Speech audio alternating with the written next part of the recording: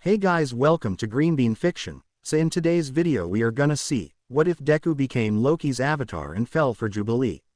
Movie. This story is Izuku L avatar to Loki by DKDDKS10. Before starting, make sure to hit that like button, as your one like motivates me to bring more stories, and subscribe the channel if you are new so you won't miss our latest videos. Narrated by. You're probably wondering, what would happen if people had superpowers? Well, in this world, it's possible. Scientists can't explain it.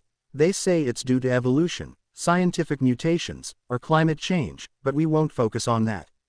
What matters is, what happens to those without powers? It's something that almost never happens, but unfortunately, it happened to me. I was born without powers, rejected by society, seen as a freak, treated like garbage.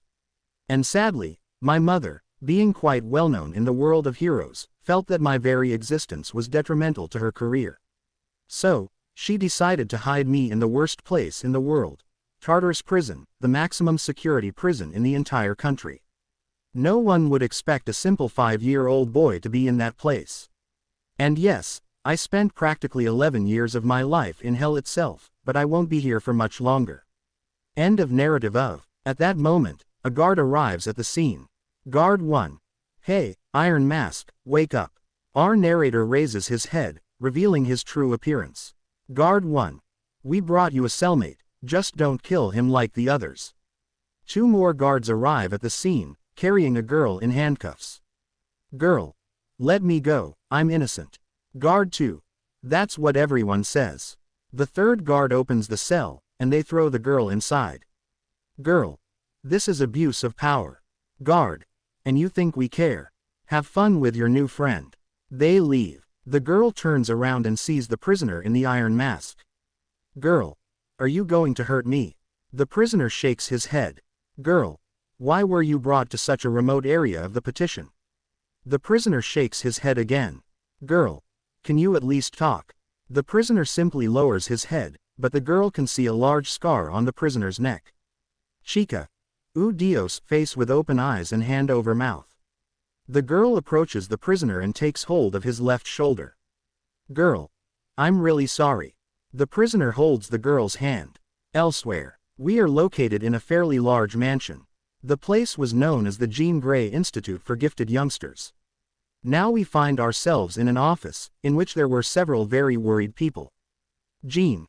What was the last known location of the Blackbird? Scott. We couldn't locate her. Her signal was lost upon entering Tokyo. Storm. This is very bad. Jubilee is still too young, and her power could get out of control at any moment if she enters a state of severe anxiety. Logan. I think I know where he might be. Scott. Really? Logan. Yes, a few years ago, I was in a city called Newfound. That place is hell itself. They treat powerless people the same way they treat us. Jean. It sounds horrible. Logan. It is. A few hours later, in Newfound, we find ourselves in Tartarus prison, where the girl now known as Jubilee was trying to remove the iron mask from the prisoner. Jubilee. It seems to have some kind of lock on it. I can't get this off you. The prisoner stands up and takes something that was under his bed. Jubilee. Where did you get it? The prisoner simply looks away. Jubilee.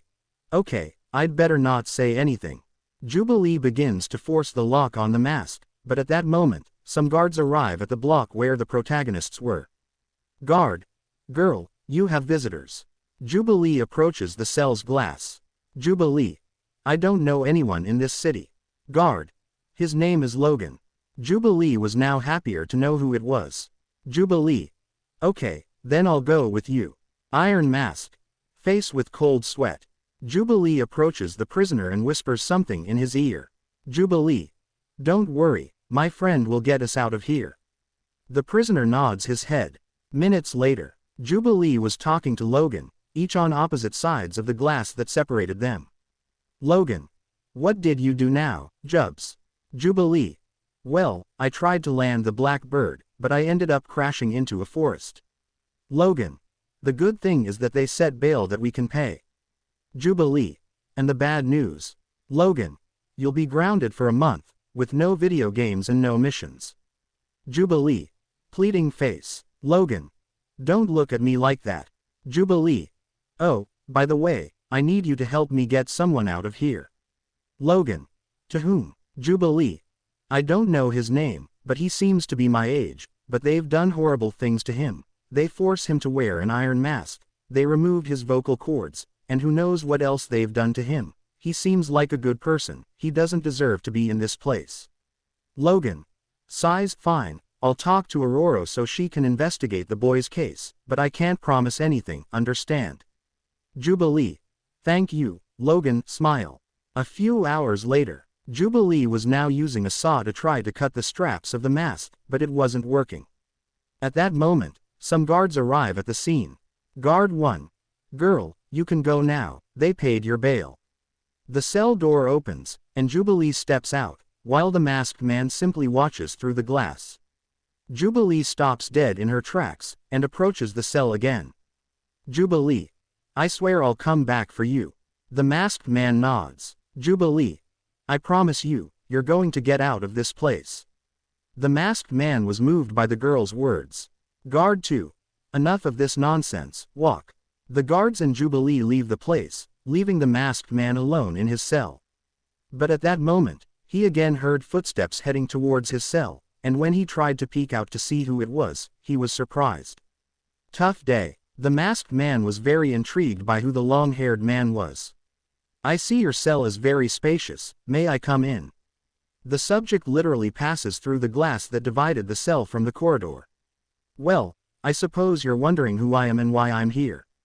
The masked man nods. Nice to meet you, I'm Loki, god of stories, and guardian of the multiverse. The masked man was now much more confused. Loki. If you still don't believe me, I'll give you a demonstration. Loki snaps his fingers, and they both teleport to another place. Loki. Welcome to the void, the AVT uses it as a garbage dump. Loki and the masked man enter the castle. Loki. This is the castle that remains, it is abandoned, some of the agents use it as a place to escape from their duties. The masked man was somewhat impressed. Loki. Do you want to see something awesome?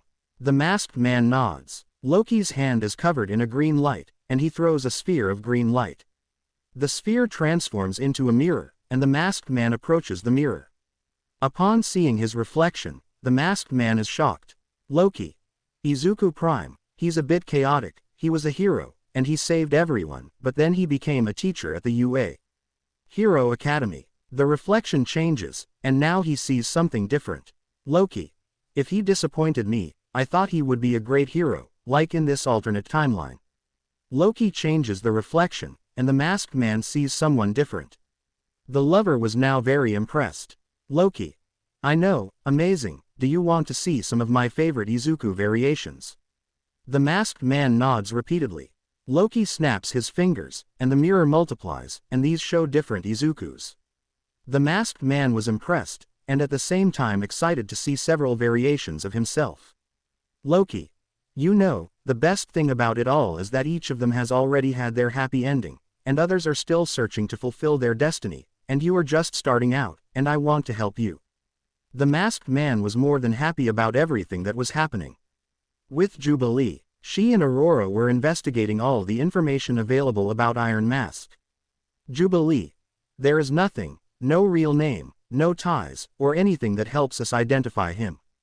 Aurora. Yes, it's interesting, there's no important information that helps us discover his real identity. At that moment, Jean and Scott enter the office. Jean. Did you find anything about the boy in the Iron Mask? Aurora. No, there is no information about him. Scott. Don't you think it's strange? Jubilee. In what sense? Scott. The fact that a maximum security prison has no information about one of its prisoners, and that he is the same age as a 16-year-old girl, makes me think he should be in a juvenile correctional facility. Aurora. I agree with you, Scott, something isn't right about all this. Con Iron Mask. He and Loki were on a balcony of the castle. Loki. Okay, I want us to make a deal, do you agree? The masked man nods. Loki. Fine, I'll make you my avatar, and in return, I'll grant your deepest desires. The masked man nods with great excitement. Loki and the masked man shake hands, and both hands burst into green fire. Green flames engulf the masked man's entire body, and his prisoner's suit transforms into a different one. Imagine he has his iron mask. Just remove the hand that's on the belt. The masked man was more than surprised. Loki. Oh, and one more thing touches the masked man's head. Iron mask. What did you do? The masked man is more than surprised. Iron mask. Can I speak? How is that possible, Loki? It's a simple telepathic power that I added to you. Besides, I gave you part of my power. You can do several things now, and now, I will give you what your heart most desires. Loki snaps his fingers, and Izuku disappears from the castle. With Jubilee, she was in the living room, still thinking about that boy she met in that cell. At that moment, Logan approaches her. Logan. Are you okay, Jubs? Jubilee. Yes, I was just thinking about that boy. To be honest, even though I don't really know him, he worries me. It's like I can't stop thinking about him. Logan is a little impressed by what his adopted daughter said. Logan. Okay, maybe it would be best if you went to sleep for a while. Jubilee. I'm not delusional, I'm telling the truth. Iron Mask. He wakes up on a beach, and is more than happy.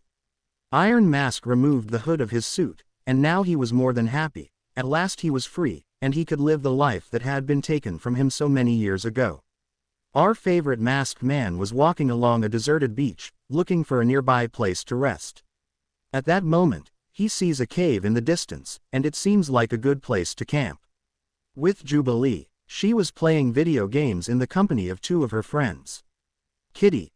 And tell me, Jubilee, do you have a boyfriend yet? Jubilee is a little surprised by her friend's question. Jubilee. Rogue.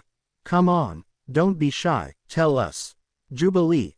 Well, the truth is, I'm not attracted to any guys. Rogue. Do you like women? Jubilee. No, Rogue. Relax, there's nothing wrong with being attracted to someone of the same sex. In Newfound, all the heroes are investigating what happened in Tartarus. Endeavor. Why the hell don't you have any information about the prisoner? Guard. We don't know, they brought him here 11 years ago, or that's what they told me when I started here 5 years ago. Endeavor. I don't want excuses, I want the prisoner's information, now. Guard. Yes, sir. Leaves. MS joke. I find it strange that there is no information. Mandalay. I questioned some prisoners, and it turns out they only knew him as Prisoner X, or as Iron Mask, nothing more. It also seems that he couldn't speak. Mount Lady. Sounds like she wasn't very sociable. Mandalay. Yes, the guards only let him out of his cell on rare occasions. At that moment, 3 women arrive at the place. Inko. What do we have? Mandalay. A prisoner managed to escape from his cell, and we were unable to find any clue as to how he did it, or where he went. Mitsuki. Did they really call us for this? MS joke. Yes. Mitsuki. Okay, what's the fugitive's name? Mandalay. All we know is that they call him Iron Mask. At that moment, Inko is more than shocked by what her friend said. Iron Mask. He was in the cave, and he had made a fire. The masked man saw his shadow projected on the cave wall, but in truth he saw something strange in it. Iron Mask approaches the wall, and sees how his shadow does not shrink as he gets closer to it. Iron Mask touches his shadow, and it begins to generate green energy. Iron Mask steps back, and from the wall, his shadow begins to take a solid shape. Iron Mask's shadow emerges from the wall, and the masked man gets on his guard, in case his shadow tries to attack him. The shadow of Iron Mask draws near. His shadow kneels, and shows its respect before him. Iron Mask. What are you doing? The shadow raises its gaze and stands up. Iron Mask. Can you communicate? The shadow shakes its head. Iron Mask. I see. At that moment, a noise is heard outside the cave. They both leave the cave and see several helicopters heading towards the city. Iron Mask. I'm leaving here. He starts walking away from his camp, but stops. Are you coming with me, or will you let them catch you? Looking at his shadow, the shadow approaches him, and they both leave the place. At Jean Grey High School, Jean and Aurora could be seen talking in an office. Aurora. Well, The truth is I couldn't get any information that would help us in the case of the masked boy. Jean. That sounds pretty disappointing, but with new information I received today, it seems that a hero academy called UA found out about Jubilee's arrest, and it seems they want their best students to spend a few weeks training at our school. Aurora. You must be joking, face with cold sweat. Jean. Yes, I know it's unexpected, and that something might happen that will make us question our decision, but it's also good for young people with powers to learn about the world beyond their city. Aurora. Well, but at least, do we have any information about them? Jean. Well, I managed to discover that these young people possess a variant of the Gen X. It's called Gen Z. It's much less powerful than ours, and the powers it grants don't affect us. Aurora. That's very interesting. I didn't know there were variants of Gen X. Jean. Yes, but as I told you, unfortunately this one is much less powerful than the one we have. Con Iron Mask. He and his shadow were on some docks, and they saw a ship on the shore. Iron Mask. Do you think the same as me? The shadow nods. They both approach the boat, but two men stop them. Subject 1. Hey idiots, get out of here, no idiots dressed as villains allowed. The shadow was about to attack, but Iron Mask stopped it. Iron Mask. Calm down, I'll take care of it. Iron Mask's hands begin to generate a green energy, and the same energy appears behind those men. Iron Mask quickly strikes both men, and a portal appears behind them, causing them to fall into it. Iron Mask and his shadow board the ship, and sail away from the dock. With Jubilee, she was training in a room full of weapons and combat equipment. Jubilee. Gabby, Laura, I'm ready, send me whatever. At that moment, a strange-looking robot enters the place. Jubilee, mind, you said whatever, so don't complain. The robot fires an energy beam, but Jubilee manages to dodge it in time. Jubilee approaches the robot and shoots fireworks at its face. The robot backs away, and when it regains its sight, it sees Jubilee heading straight for it. Jubilee smashes the robot's head, and takes the victory. Jubilee. This is how you win in less than a minute, cool. The doors open, and two girls enter the danger room. Jubilee. Well, what did you think? The girl with red glasses approaches Jubilee. Gabby. It was cool, but the ending was kind of boring. Jubilee. If you had attacked me with the plasma bazooka it would have been more epic. Gabby. That's what I wanted, but my mom wouldn't let me. Laura. You could have killed her. Gabby. How the hell do you kill a vampire? Laura's eyes roll back. Jubilee. Yes, I think you forgot about that, Laura. Con Iron Mask. He and his shadow were sailing on a ship, and Iron Mask would pull out a toolbox that was below deck. Iron Mask passes a screwdriver to his shadow, and it catches it. Iron Mask. Will you help me take this thing off? Points to his mask. The shadow nods, and approaches to help Iron Mask. 3 days later, Jubilee was with Rogue in the danger room. Rogue. Are you already aware of the new students? Jubilee. No, what are you talking about? Rogue. Well, after your arrest, some people from an academy called UA found out about the school, and thought they could enroll their star students. Jubilee. That sounds like exploiting the media. Rogue. Who knows, maybe you'll find someone interested in you among all those new guys. Jubilee. Flushed. Con Iron Mask. He and his shadow had spent days adrift, but at that moment, they saw something in the distance. They both stand up, and see a city in the distance. Both increase the speed of the ship, and head at full speed to the nearest dock. At the airport, Jean and Scott were waiting for the new students at the high school. Scott. And how are we going to recognize them? At that moment, some young people enter the airport. Scott. Okay, it's definitely them. Both mutants approach the students. Jean. Hello, I'm Principal Jean Grey. Are you students from UA Academy? Momo. Yes, and we thank you for accepting us into your school. Everyone bows, except Bakugo, as he was forced to by Kirishima. Con Iron Mask. He and his shadow were in an alley, while Iron Mask put on an outfit to go unnoticed. Imagine he has the Iron Mask. They were both about to leave the alley, but Iron Mask stood in front of his partner. Iron Mask.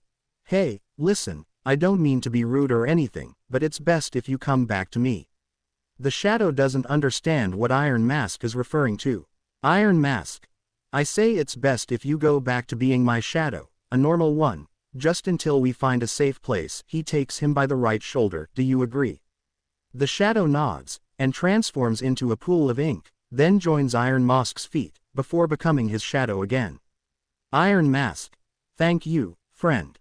He leaves the place. A few minutes later, the students, Jean and Scott, were on a bus heading to Jean Grey High School. Mina. This is so exciting, I can't wait to see the school. Toru.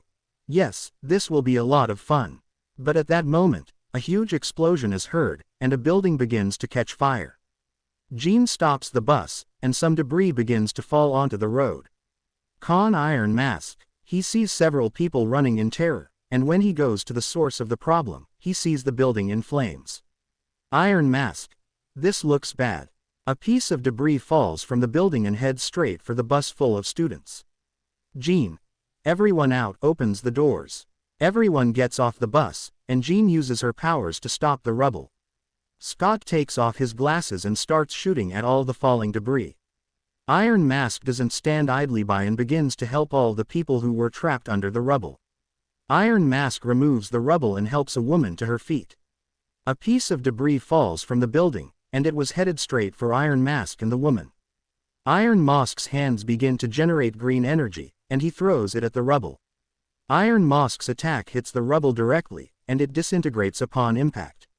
Iron Mask is impressed by what happened earlier. Iron Mask. Go somewhere safe. Looking at the woman. The woman nods, and leaves the place.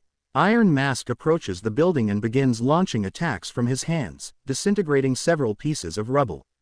Jean and Scott, upon seeing that, would be impressed.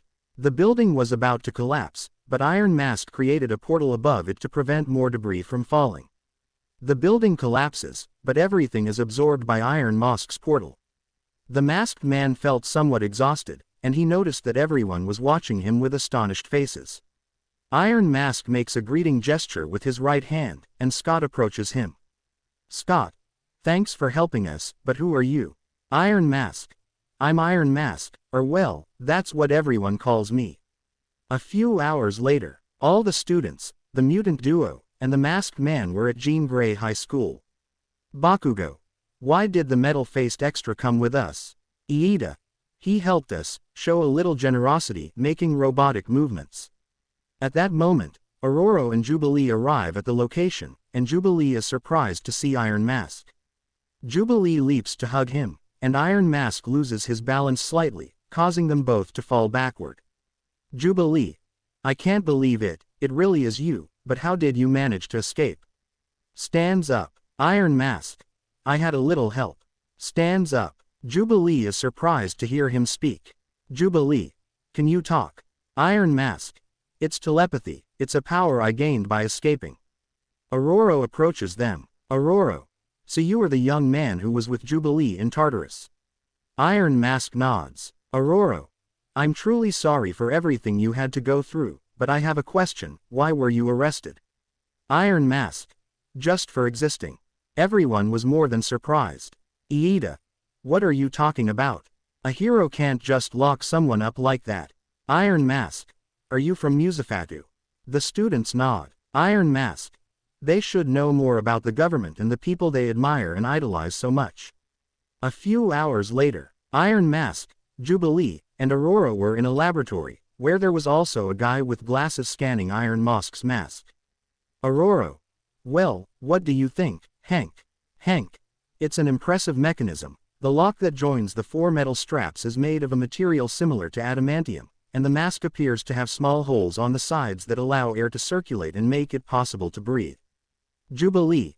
Yes, it's a wonderful mask, but how do we take it off? Hank. Well, not to alarm anyone, but it seems like this mask was made to be put on, and never taken off again. Iron Mask was now more than sad.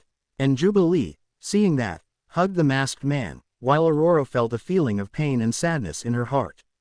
The next day, Iron Mask was with Jubilee on a basketball court. Jubilee. Do you want to play? With a ball in hand. Iron Mask. Okay. They both start playing, while being watched by Scott and Aurora. Scott. That boy has truly suffered too much, 11 years of his life, locked up in a maximum security prison, and with a mask that he cannot take off, and he has had the courage to continue with his life. He is someone to admire. Scott turns to look at Aurora, and notices that she was shedding some tears. Scott. Oh my, with Jean. She was teaching classes to the students at UA Academy. Jean. Well, I did some research on how the legal system in your city works, and I have some questions about a few things. Uraka. What would those doubts be? Jean. Well, I understand that they are not allowed to use their powers unless they have licenses to use them. Iida. It's for the safety of other people. Jean. Perhaps, but it seems a bit unfair to me. You see, there are 2 places in the world where people like me are free to use their powers. Mina. Really? Jean. Yes, Genosha and Krakoa are wonderful places. Iida. I think it's reckless to let people use their powers and do whatever they want with them. Jean, thinking, this guy is already testing my patience. Con Iron Mask. He and Jubilee were resting from their basketball game. Jubilee opens a bottle of water, and after taking a sip, gives it to Iron Mask. Iron Mask. Girl, you're forgetting something. Jubilee doesn't understand, but after a few seconds, she realizes what she was doing. Jubilee. Oh, sorry, it's just that I forgot for a second that you had your mask on. Iron Mask.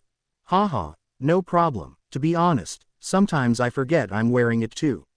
Now Jubilee didn't feel so bad about what had just happened. Con Scott. He and Aurora were in the kitchen, while Scott was making Aurora a coffee. Scott. Okay, hands her the coffee. Do you want to tell me what's wrong? Aurora takes it, and takes a sip. Aurora. To be honest, I don't even know myself. It's like a feeling of pain and sadness arises within me every time I see Iron Mask. Scott. You may be very worried about him. Aurora. Yes, perhaps you're right. Con Iron Mask. He and Jubilee were walking through the mansion's hallways when they ran into the UA students. Jubilee. Oh, is your class over already? Uraka. Yes, although we didn't really understand much of what Miss Jean said, and we don't really think there's a place where people can use their gifts freely. Jubilee, thinking, God, these kids really have a lot to learn. Bakugo. Hey, Leadface, looking at Iron Mask, aren't you going to take off that stupid mask? Iron Mask starts to get angry. Bakugo. Or are you just a stupid Deku who doesn't know how to take it off? At that moment, Iron Mask's shadow takes its solid form, and kicks Bakugo in the jaw, sending him crashing into a wall. Iron Mask. Forget it, it's not even worth it. Taking his shadow by the right shoulder. Iron Mask's shadow nods, and they both leave the place. Jubilee. I'm truly sorry about this, I didn't even know he was capable of that. Uraka.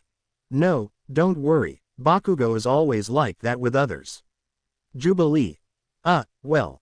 Minutes later, Iron Mask and his shadow were sitting on the steps of the mansion.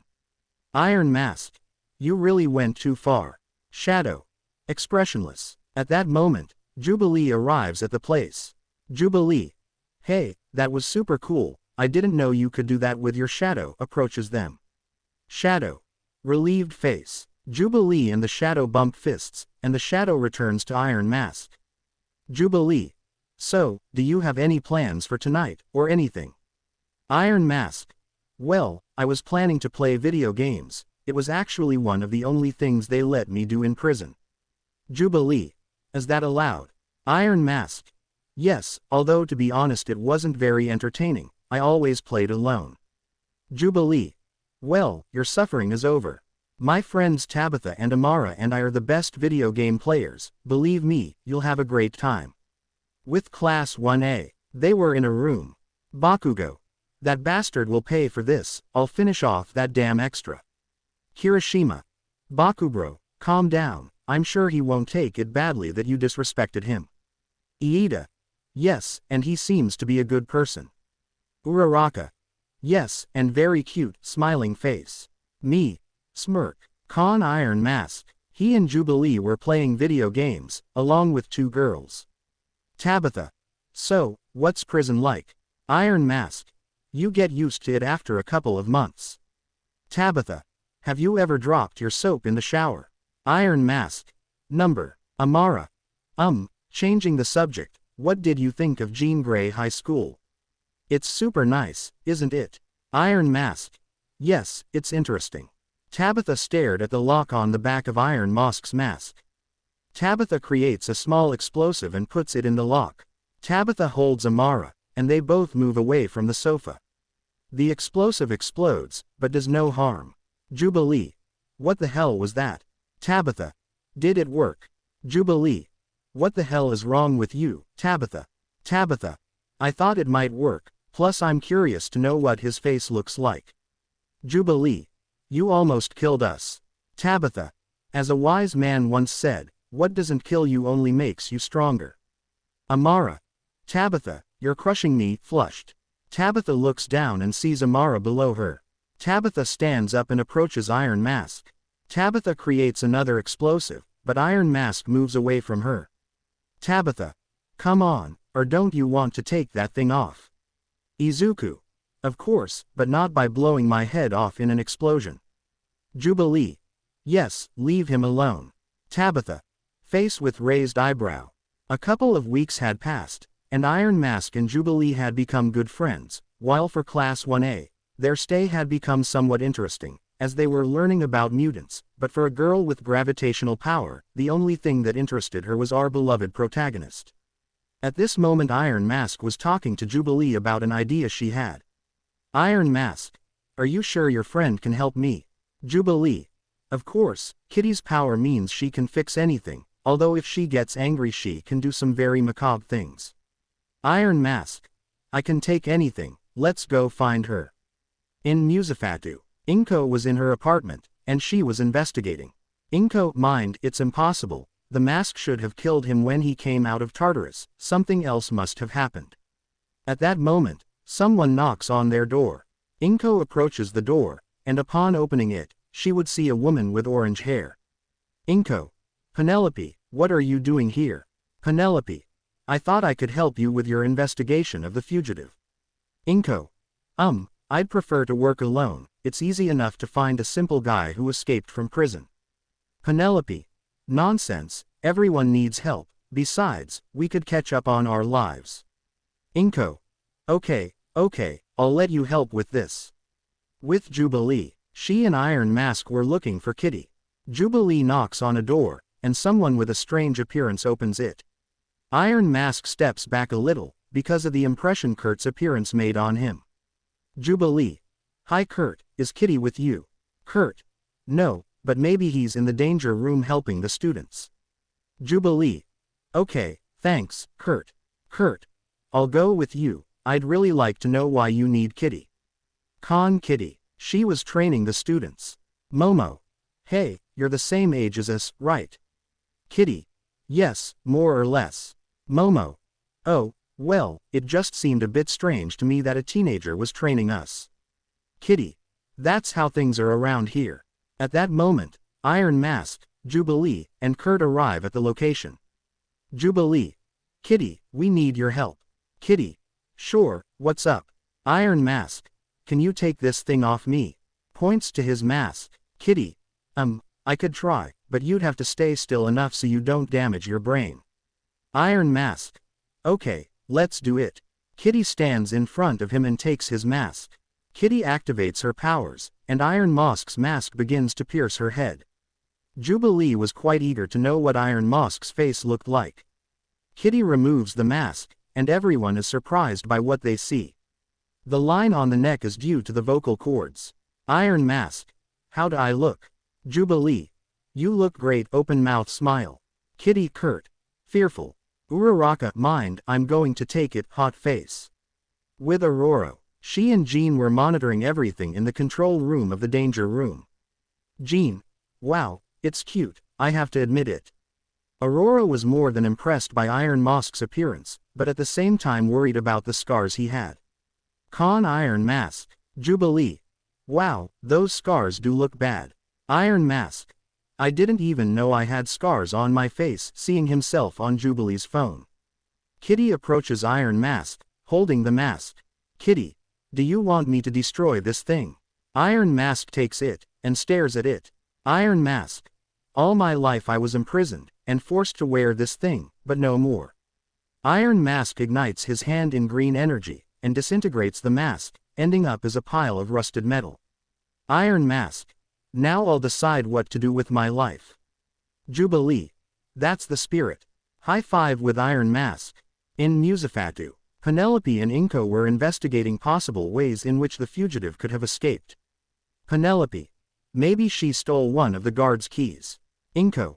It's not possible, all the guards had their keys, and the cell he was in didn't allow him to interact with the outside world. Let's say. Maybe he dug a tunnel to escape. Inko. Her cell was reinforced with solid steel. Penelope. Well, I'm out of ideas, I don't know how he could have escaped. Inko. He probably must have had some outside help.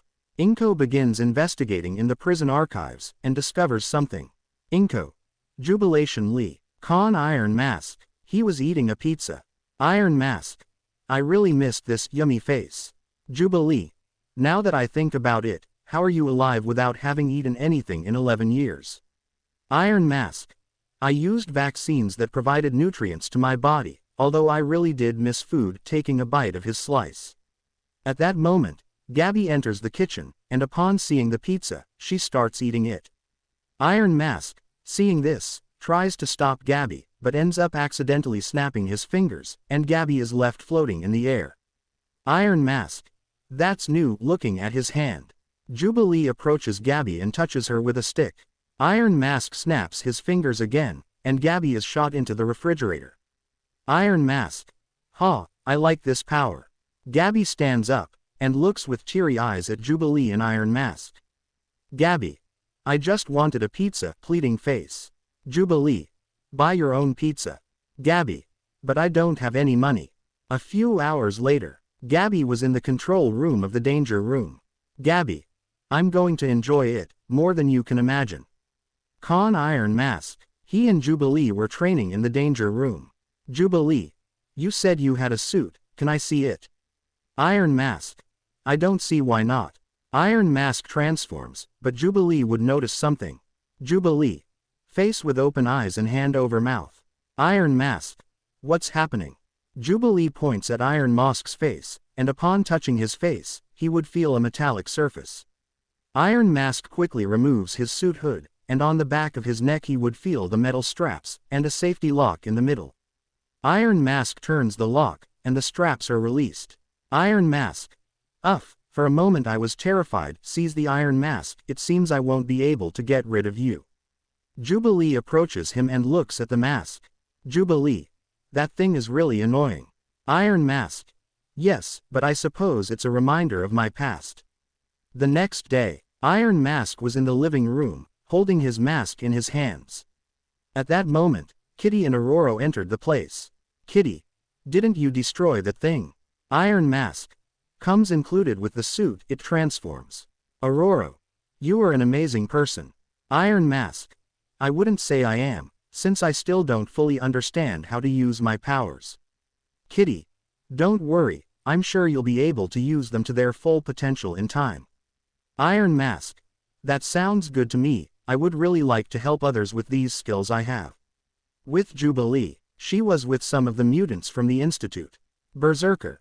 It's ridiculous, those wannabe heroes come to our house and take over everything. Roberto. Dude, you're exaggerating, it's not that big of a deal. Tabitha.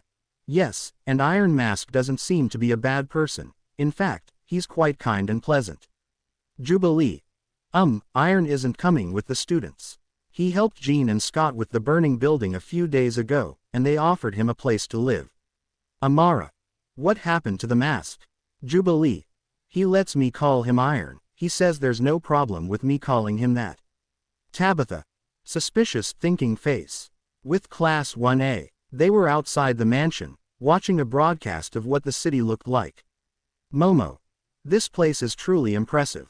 Bakugo. But it's full of powerless bums, I'm sure the heroes here are a bunch of good-for-nothings. Kirishima. Calm down, Bakubro. Bakugo. Don't tell me what to do, spiky hair. At that moment, Uraka sees Iron Mask and Aurora leaving the mansion. Uraka approaches them and stands in front of Iron Mask. Uraka. Hey, can I ask you a question? Iron Mask. Yes, of course. Uraka. Well, you see, the others and I are going to explore the city, and I thought you might want to come with us, you know, to get to know each other better. Iron Mask. Thank you, but Aurora needs me for a mission. Uraka. Oh, okay. Iron Mask. Okay, see you later. He and Aurora leave. Juro approaches her. Juro. Did your plan work? Uraka says nothing, and returns to the group. A few hours later, Iron Mask and Aurora were on the outskirts of the city. Iron Mask. What are we doing here? Aurora. An emergency alert was activated near this area. Iron Mask looks away and sees mechanical parts on the floor. Iron Mask. What the hell were you doing in that place? Aurora. Tests with Sentinel technology. They are weapons designed to kill mutants. People designed them to kill anyone who has the X gene. Iron Mask. I missed out on a lot while I was in prison. At that moment, a loud crash is heard. They both run to the place of the noise, and see machines destroying everything. Iron Mask. Are those things what you mentioned? Aurora. That's right. The Sentinels detect a threat nearby and release missiles that attack Storm. Iron Mask creates a portal in front of Storm, and the missiles are caught inside it. Iron Mask creates a portal above the sentries, and the missiles fall on them, exploding above them.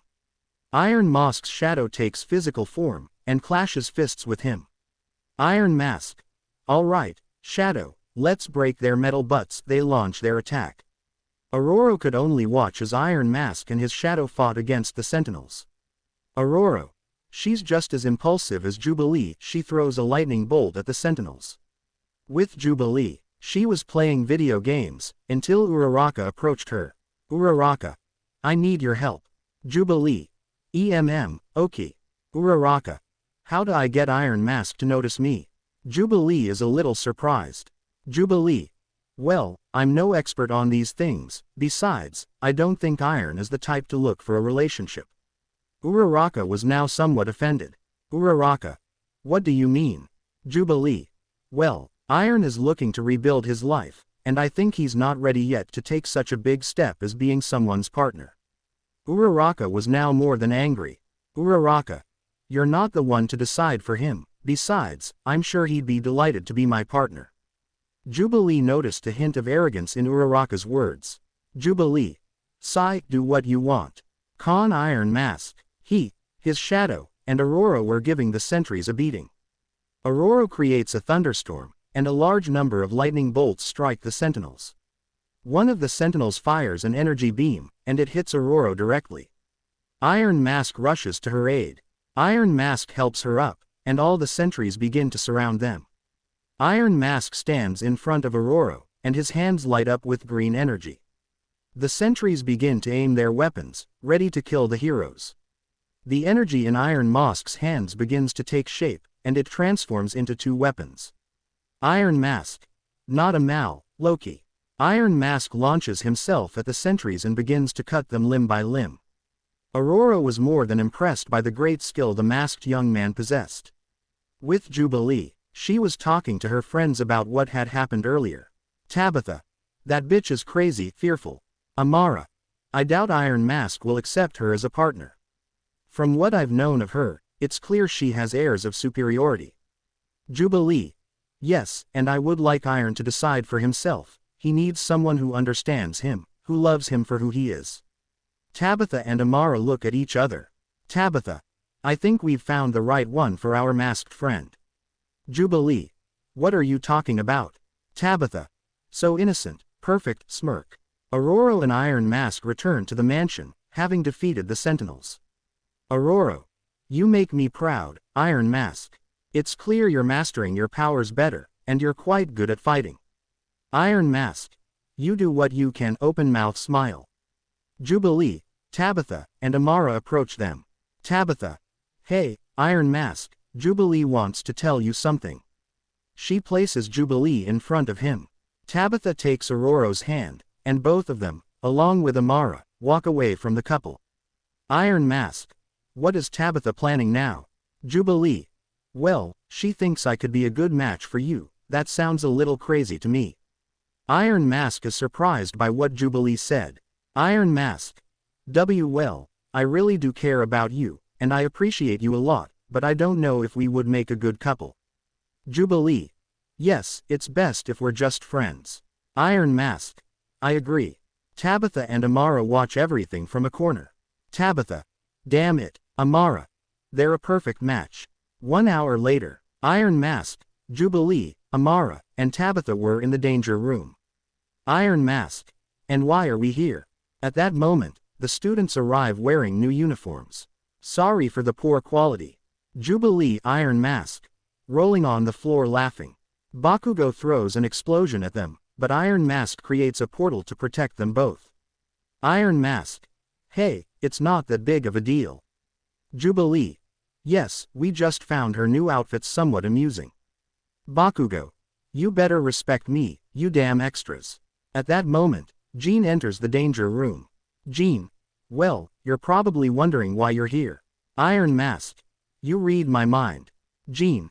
I just need them to help the students with the training. Tabitha. Perfect, it seems we're teachers now. Jean. You and Amara. No, Jubilee and Iron Mask, maybe in some not so distant future. Jubilee and Iron Mask were happy about what Jean said. Momo raises her hand. Jean. Yes, Momo. Momo. Not to be rude, but I think entrusting 2 teenagers with the task of being teachers is very inappropriate and unethical. Jubilee is discouraged by what Momo said, and Iron Mask would notice that. Iron Mask. Momo, why don't you just mind your own business and leave this to Jubilee and me? Tabitha. Mind, now that's a real man. Amara. Mind, not bad, kid. Momo was beyond angry, and quite offended by what Iron Mask said. Uraka. Mind, it must be mine, smile with horns. Jean notices Uraraka's expression, and finds it somewhat suspicious. Jean. Okay, let's start training before something unfortunate happens. Leaves the danger room. All the students get into fighting stances, and the X-Men do the same. Bakugo lunges at it, but Iron Mask's shadow attacks him. Everyone attacks the X-Men, but they defend themselves. With Jean, she was watching everything from the control room, and at that moment, Aurora entered the room. Aurora. What is the students' performance like? Jean. They're improving, and something surprised me. Aurora. What, Jean? I mentioned that Iron Mask and Jubilee would be the new teachers, and Momo mentioned that they weren't suitable for the job. Jubilee was saddened, but Iron Mask told Momo that she should focus on her own affairs, not those of others. Aurora is surprised by what Jean said. Aurora. It's clear that Iron Mask cares a lot for Jubilee. Jean. Yes, they are meant for each other, even if they don't know it. Iron Mask. He was blocking the attacks of Mina and Uraka, who were fighting in a very synchronized manner. Uraka tries to use her power on Izuku, but he blocks her touch. Mina unleashes a blast of acid, but to Iron Mask it was like water. Iron Mask creates 2 portals, and throws Mina and Uraka into them. With Jubilee, she was fighting against the rest of the students, and to her, they weren't a big deal. Mono and Jiro throw themselves at the vampire girl, but Jubilee dodges them, causing them to headbutt each other, which knocks them out. Suyu and Toru try to attack Jubilee from behind, but she anticipates it and launches a burst of fireworks, which blinds them both. With Amara and Tabitha, both of them were fighting against the boys, and to be honest, they were at a disadvantage. Amara's temperature rises, and her body transforms into an amalgam of magma and lava. Todoroki tries to freeze her, but Amara knocks him out with a simple attack. Iida charges at Amara at full speed, and she falls to the ground. Iida was about to deliver the final blow, but Amara gets back up and attacks. Tabitha. She and Bakugo were having an explosives fight. Bakugo throws an explosion from his gloves at Tabitha. Tabitha stands up and throws a burst of explosives at Bakugo, which hit him directly. Hiroshima tries to hit Tabitha, but she dodges the dyed-haired boy's attack, then delivers an explosive punch to his nose, which was the only part of his body that wasn't hardened. Bakugo attacks Tabitha from behind, but a portal appears in front of him, which absorbs him. Tabitha. That's how an X-Men does it, babe. Jean and Aurora enter the danger room. Jean. Good job guys, you've improved a lot. Iron Mask opens a portal, and Mina, Uraka, and Bakugo fall through it. Mina. It was dark, worried. Bakugo tries to hit Iron Mask, but his hand is broken by the Iron Mask. Bakugo. You'll see, you're nothing without your powers, your friend, and your mask, angry. Jubilee was about to say something to Bakugo, but Iron Mask stops her. Iron Mask. Leave him alone, it's not worth talking to a powder keg. Jubilee and Iron Mask leave the place, and Bakugo simply looks at them with contempt. Jean. Okay, get some rest, and we'll see you later. Iron Mask and Jubilee were outside the mansion. Jubilee. I don't know about you, but someone should put that idiot in his place. Iron Mask. I think the same, but at the same time, I know I shouldn't. Jubilee. Iron, listen, we need to show him some authority, and besides, he deserves to get his ass kicked. Iron Mask thinks about it for a moment, and decides to listen to Jubilee. Iron Mask. Yes, perhaps he's right. With Aurora, she and Jean were talking in the principal's office. Jean. You know, I still have some doubts about the UA students. Aurora. Really? Jean. Yeah, well, if UA is one of the best hero schools in Japan, why would they send their best students to a high school? Aurora. Well, to be honest, I had never questioned that. Jean. Yes, it's quite questionable, and strange in my opinion. Iron Mask. He was in the danger room, without his mask, and without his shadow. At that moment, Bakugo enters the place. Bakugo. What the hell? Why the hell are you here? Iron Mask. You have a point, maybe I depend on my powers, so I'll change your mind. You and I, fight without powers, without gadgets, and without help, what do you say? Bakugo smiles. Bakugo. You're going to regret this, you bastard. With Jubilee, she was watching everything from the control room. Jubilee. Iron, I hope our idea doesn't go wrong. At that moment, Kitty and Kurt entered the place. Kitty. Jubilee, what are you doing here? Jubilee. Well, Kurt approaches the window and sees Iron Mask dodging Bakugo's punches and kicks. Kurt. What are you doing? Don't you know it's not allowed to use the danger room at this hour? Jubilee. It's just so Bakugo stops thinking he's better than everyone else. Kurt and Kitty look at each other. Kitty. Well, that's fine by me. Kurt. Yes, it's time to teach that explosive kid a lesson in reality. Jubilee. I'm impressed that you agree. Kitty. That's what friends do. Iron Mask. He punches Bakugo, causing the blonde to fall to the ground. Iron Mask. Weren't you supposed to be really tough? Bakugo stands up. Iron Mask. Come on, you can do it, give me your best punch. Bakugo tries to hit, but Iron Mask dodges, then kicks Bakugo in the back. Iron Mask. Sigh, you certainly have courage. Bakugo gets back to his feet, and was about to unleash an explosion, but he stops. Bakugo. I'll give you what you deserve, angry. Bakugo lunges at Iron Mask, who dodges, then grabs him by the arm, and slams him to the ground. Iron Mask. A word of advice, think before you act. With Jubilee, she, Kurt, and Kitty watched the whole fight, and Tabitha and Amara arrived at the control room. Tabitha. What are you guys doing?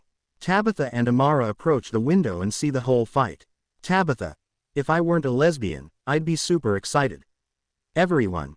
Deadpan face. Tabitha. What, Amara? Love, it's better to think before you say things. Iron Mask. He sweeps Bakugo off his feet, and Bakugo falls to the ground again. Bakugo was now starting to get even angrier. Bakugo throws a punch, and manages to hit Iron Mask. Iron Mask. Well done, you sure know how to hit. Bakugo now had a smile on his face. Bakugo. Okay, let's continue in fighting stance. With Jubilee. Jubilee thinking, come on, you can do it, Iron worried. Kitty notices Jubilee's concern, and finds it somewhat endearing. Kitty. Smile. Kurt. Do you think Iron Mask will win? Jubilee. Of course, Iron is strong and very brave, he'll surely win. Tabitha. Smirk. Amara, mind God, they're the perfect couple. Iron Mask. Bakugo tries to sweep, but Iron Mask manages to immobilize him in time. Bakugo manages to break free, and with an elbow to Iron Mask's stomach. Iron Mask backs away, and Bakugo takes advantage to deliver an uppercut. Sin Jubilee. Jubilee. Fearful face. Kurt Kitty. Fearful. Tabitha. Damn, goodbye Jaw. Amara notices that Jubilee is quite worried now. Amara approaches her and holds her by the right shoulder. Amara. Calm down, Iron Mask is going to win. Con Iron Mask. He stands up and readjusts his jaw. Iron Mask. Well, luckily for you, I don't even need it to talk. Iron Mask takes a running start and hits Bakugo with a spinning kick. Bakugo is sent flying by the attack and crashes into a wall. Bakugo stood up again, but this time, his body was already exhausted. Iron Mask. Do you want to continue? Bakugo. Obviously on guard. Bakugo again lunges at Iron Mask, and begins to throw wild and erratic punches. Iron Mask dodges all of Bakugo's attacks, and quickly begins throwing punches at his stomach. Bakugo steps back and throws a kick at Iron Mask, but Iron Mask blocks it and then delivers an uppercut, which sends Bakugo flying. With Jubilee. Kitty. We've got victory in the bag. Open mouth smile. Tabitha. Is that supposed to be a celebratory phrase? Kitty. Something like that. Con Iron Mask. Bakugo stood up again, but his body could no longer withstand it, and he ended up collapsing to the ground. Iron Mask approaches him and extends his hand to help him. Bakugo refuses, and stands up with great difficulty, before leaving the danger room. Jubilee and the others enter the danger room, full of spirit. Jubilee leaps onto Iron Mask and hugs him. Jubilee. That was amazing, you're the best. Iron Mask. I only used what I learned throughout my confinement. Kitty. That was great, you really taught that idiot a lesson, I'm sure you're going to be a great teacher. Kurt. Yeah, I bet Bakugo will think twice before messing with you. With Jean. She was reading a book when suddenly the doorbell of the mansion rang. Jean approaches the front door, and upon opening it, he would see a rather peculiar woman. Inko. Good evening, I am a teacher from the UA Hero Academy, I was sent to check on the students' progress. The next day, Iron Mask and Jubilee were having dinner in the kitchen while watching television. Jubilee. You know, Aurora told me to open a tour at Laura's Academy, and I was thinking of going, and maybe you could come with me, what do you say? Iron Mask. That sounds good to me. They both finish dinner and leave the kitchen. With Ink. She was walking through the school hallways, in the company of Aurora. Aurora. And finally, these are the students' rooms. Inko opens one of the doors, and sees Jubilee's room. Inko. It looks like a little girl's room. Aurora. Well, actually it's the room of a future teacher. Inko. Well, to my taste it looks like a child's room. Aurora gets a little angry at what Inko said. Inko. How old is the teacher? Aurora. She just turned 18. Inko. Too young for my taste. Aurora felt quite angry at Inko's attitude. Con Iron Mask. A portal opens in the middle of a campus, and Iron Mask is speechless at what he sees. Iron Mask. Oh my god, this is incredible. Jubilee. Yes, it's actually pretty cool. At that moment, Laura approaches them. Laura. Hi guys, I didn't expect to see you here. Jubilee. Yes, we were thinking of taking a tour to see what was new. Laura. Okay, you can come with me. Iron Mask and Jubilee follow Laura to see the whole place. Laura moves a little closer to Jubilee, and whispers something in her ear. Laura. Have you told him yet? Jubilee. What, Laura? You know, your little supernatural problem. Jubilee now realizes what Laura means. Jubilee. No, not yet, and I don't know if I want to tell him. He and I have become very close, and I don't want to ruin that with my silly vampiric illness. Laura. Don't worry, I'm sure he won't mind. With Ink. She and Aurora continued walking through the hallways of the rooms, until they reached Iron Mask's room. Inko. Whose room is this? Aurora. It's Jubilee's roommate's room, he's rather reserved, to be honest. Inko. That sounds suspicious to me. Inko enters Iron Mask's room and notices a photo on the nightstand. Inko takes it, and sees a picture of Iron Mask wearing Jubilee's glasses, while hugging Jubilee who was wearing Iron Mask's mask. Inko instantly realizes who he was obsessed with. Aurora approaches her, and notices a look of shock on Inko's face. Aurora. Is something wrong? Inko. Where can I find the boy in this photograph? With Jubilee, she, Laura, and Iron Mask were touring some of the Academy's exhibits. Jubilee. You know, I once tried to take the entrance exam for the Academy, and honestly, I couldn't even pass the written exam. Iron Mask. I'm sorry to hear that. Laura. Yes, I remember you had the lowest grade, and you tried to sneak into the physical exam. It was quite funny. Professor Xavier had to apologize for what you did. Memory. End of memory. At that moment, a group of young people approach the mutants and the Avatar. Wanda. Hi, Laura. Laura. Hi guys, I love what you did with this whole exhibit, it's super cool. Wanda. Yes, it was quite difficult for us, to be honest. Peter. Although it was quite fun, looks at Iron Mask. Who are you? Iron Mask. Nice to meet you, I'm Iron Mask. Nova. Iron Mask. It sounds weird, but it's better than Spider-Man. Nico. Hey, how about you join us? It'll be fun. Jubilee. That's fine by me. Iron Mask. I agree. Everyone goes into the exhibits, and they start to have fun, and meet students and heroes. Kamala. Thank you, Captain Marvel, starstruck. Carol. You're welcome, Kamala. Nico. Hey, what if we go to karaoke? Jubilee. Yes, let's go. What do you think, Iron? Iron Mask. Sounds fun. Everyone enters one of the exhibits, which was a karaoke bar. Soul. Karaoke time, baby. Soul approaches the bar and gives money to the boy who was playing the songs. Following this, Soul goes up on stage and takes a microphone. Soul. Good, Puchale play. The music starts playing, and Soul begins to feel the rhythm. Soul. Musical note come closer. I'm getting warmed up. They envy this powerful voice, an innovative duel. It must always be accompanied by rock and roll. What a provocative concert. I determined all of Destiny musical note. Nico. What a show. Live streaming on his phone. Soul. Who wants to get on? Jubilee. We open mouth smile. Iron Mask. What? Jubilee takes Iron Mask by the hand and they go up on stage. Soul approaches the bar. Soul. Hey, put on the music from the girl and the zombie. Boy. Understood. Miss slightly smiling face thumbs up. The music starts playing, and Jubilee begins to dance to the rhythm. Jubilee. Musical note ha. Yes, yes, yes, yes, yes, yes musical note. Iron Mask. Musical note maybe it sounds strange to you, you've heard the story musical note. Jubilee. Musical note I could barely hear you musical note. Iron Mask. Musical note the girl, and the zombie musical note. Jubilee. Musical note tell me more, boy, it seems like an illusion musical note.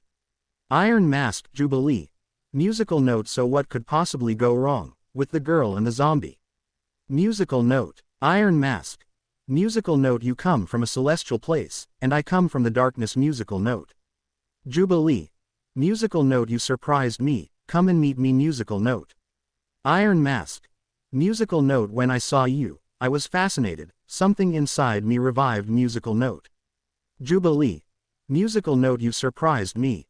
Musical note. Iron Mask Jubilee. Musical note, come meet me musical note. Iron Mask Jubilee. Musical note why musical note? Jubilee. Musical note one day this will be an everyday thing musical note. Iron Mask Jubilee. Musical note why musical note? Jubilee. Musical note what we have will be something extraordinary musical note. Iron Mask. Musical note you and I are going to be. Musical note. Iron Mask Jubilee. Musical note. In the light and side by side, I know why, I'll be with you musical note. Everyone was more than excited, while Nico continued recording. Iron Mask Jubilee. Musical note I'll be by your side musical note. Jubilee. Musical note why musical note? Iron Mask Jubilee. Musical note I'll be by your side musical note. Jubilee. Musical note I'll be with you musical note. Iron Mask. Musical note you look delicious, rather beautiful musical note. Jubilee. Musical note dangerous words musical note. Iron Mask. Musical note, it's because you make me fall in love. Musical note. Jubilee. Musical note, if being weird were a power. Musical note. Iron Mask. Jubilee. Musical note, we would be the best, able to unite the world, without differences. Musical note. Iron Mask.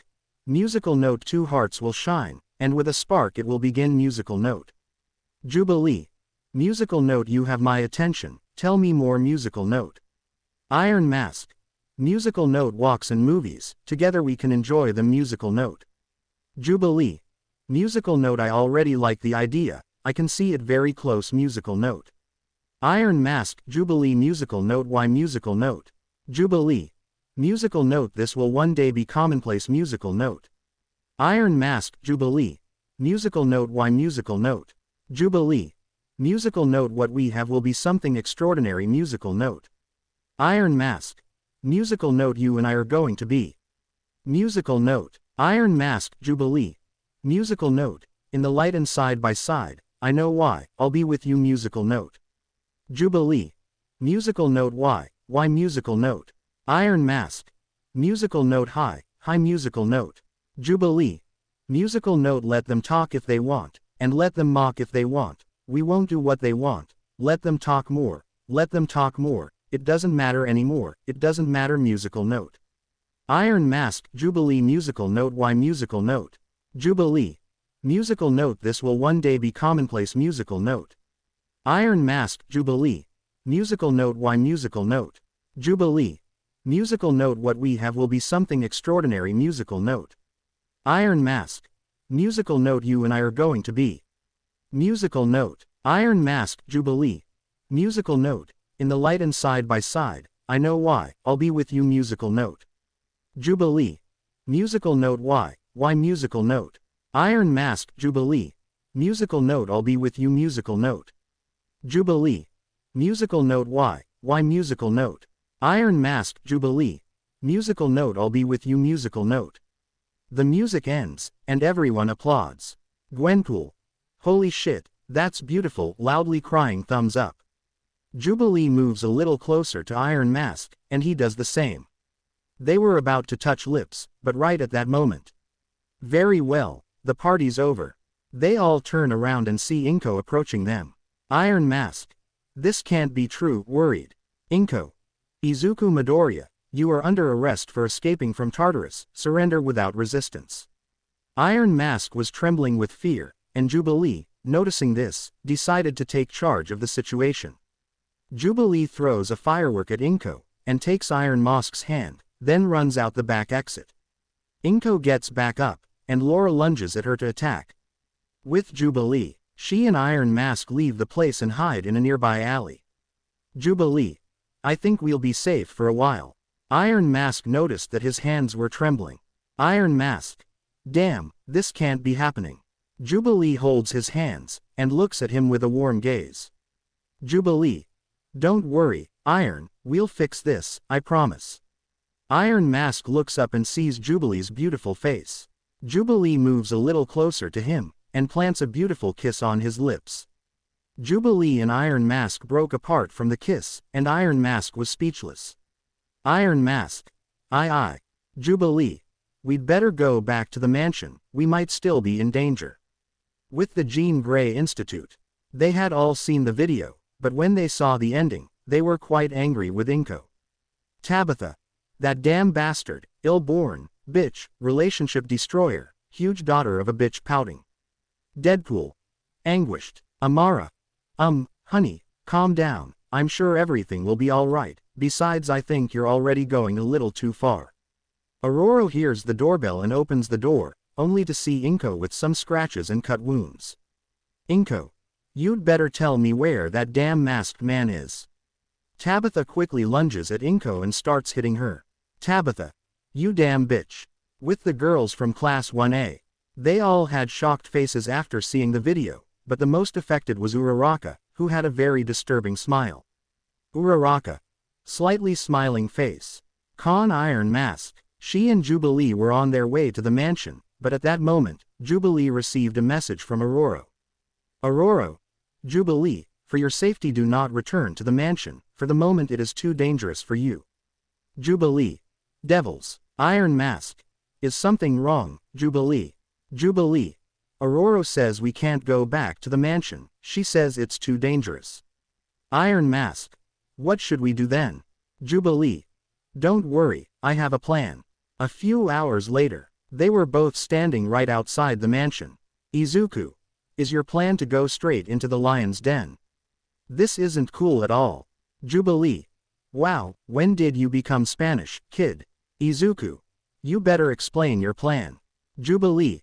Okay, we went in through the kitchen door, went upstairs to my room, grabbed a few things, and then got in the elevator. Izuku.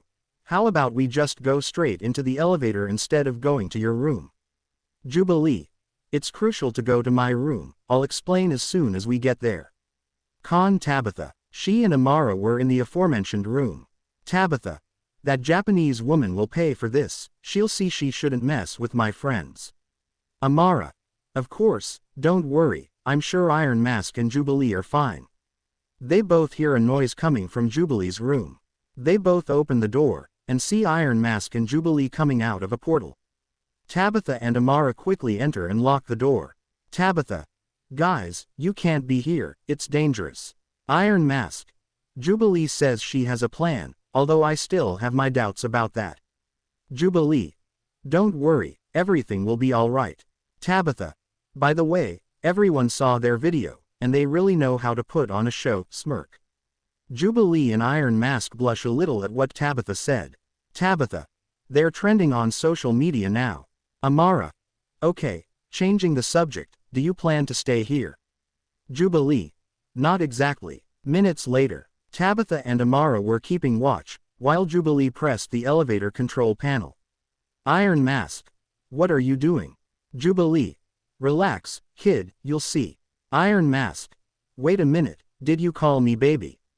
The buttons on the dashboard turn green, and the wall on the left side opens, revealing a door. Iron Mask. Face with raised eyebrow. Jubilee approaches and places a key in the lock. Jubilee. Open the door, and enter the room. The others accompany Jubilee, and see the interior of the place. Tabitha. A secret library, seriously. Jubilee.